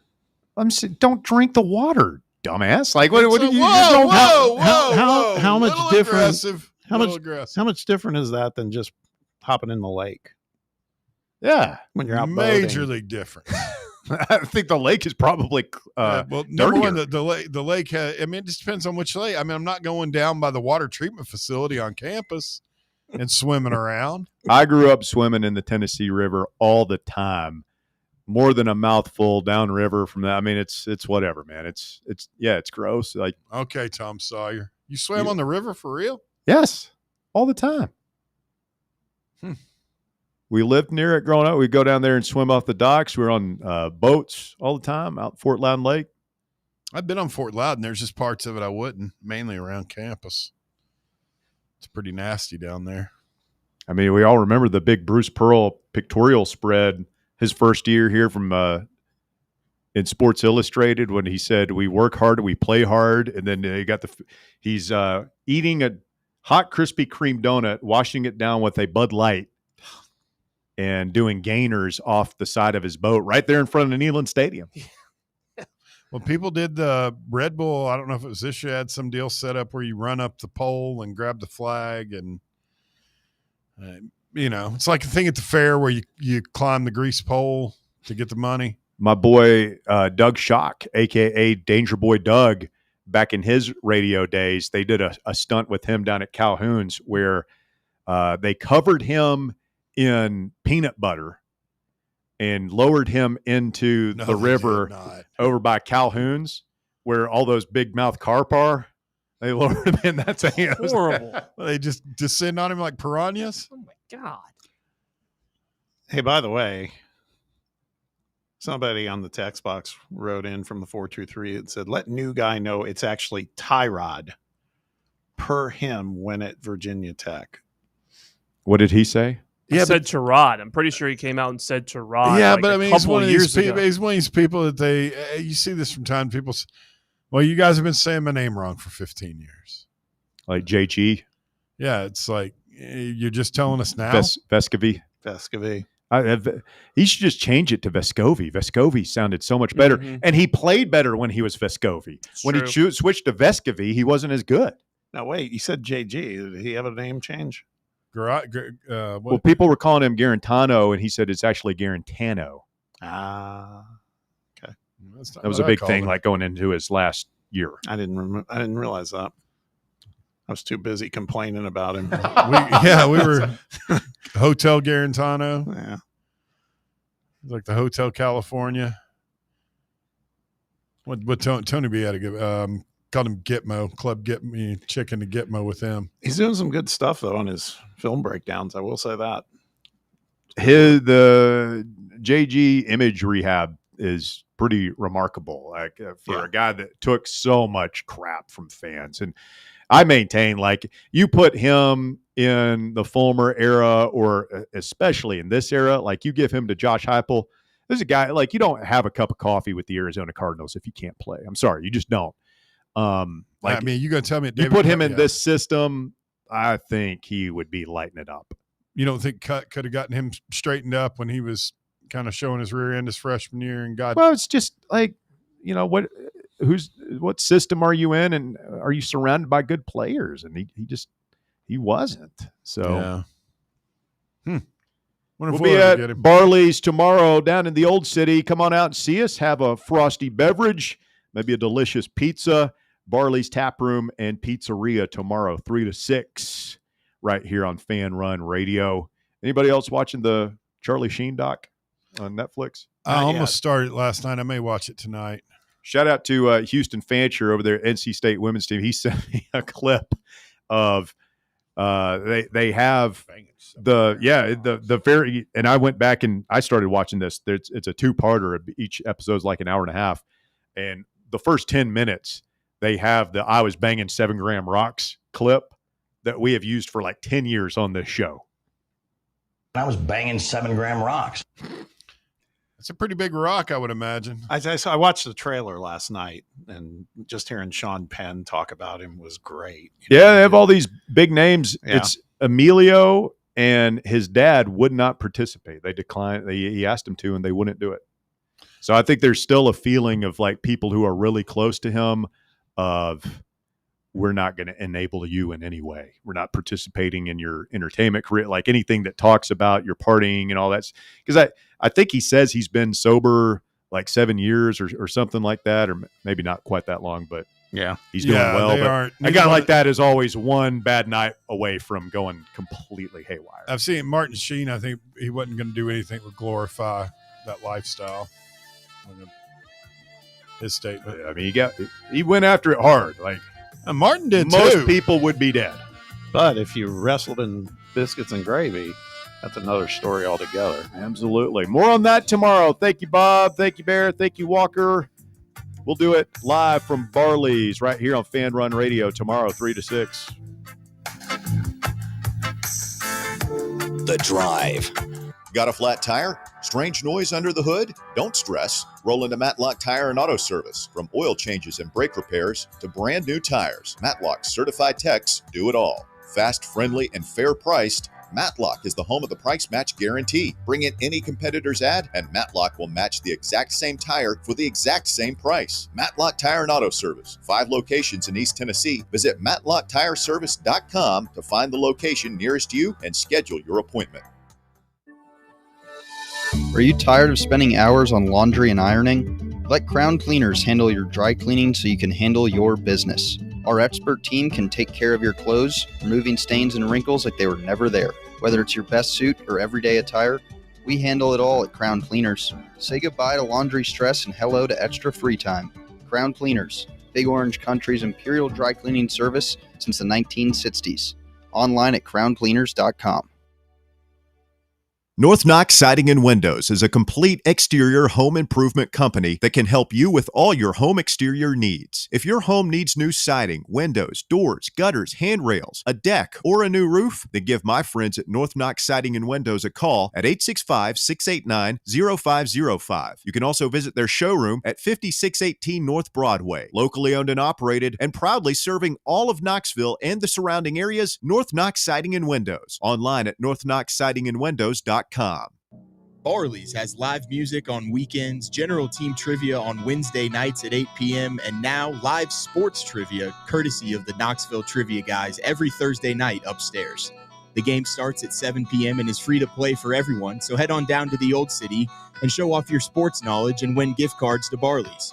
Use those gift cards to buy some delicious food and drinks, and you can take it all in with their wide selection of TVs and indoor projectors. Barley's Tap Room and Pizzeria. You're listening to FM 105.7 and AM 1340, WKGN Knoxville, and W289CU Knoxville, Fan Run Radio. Attention service members and veterans. Introducing the Griffin Law Firm, your trusted ally in military legal matters. From court-martials to benefit claims, at Griffin Law, your mission is their mission. Here's VFL Marshall Griffin. As a veteran and retired military attorney, I've successfully defended lifelong benefits and helped preserve professional futures. So I know that when you hire a military justice lawyer, you maximize your chance to get relief. With my unique experience, I can advocate for you because there's no military matter that's too big or too small. Let us help you make these critical decisions that could affect the rest of your life. Remain silent. Request counsel. Call Griffin Law. For a free consultation,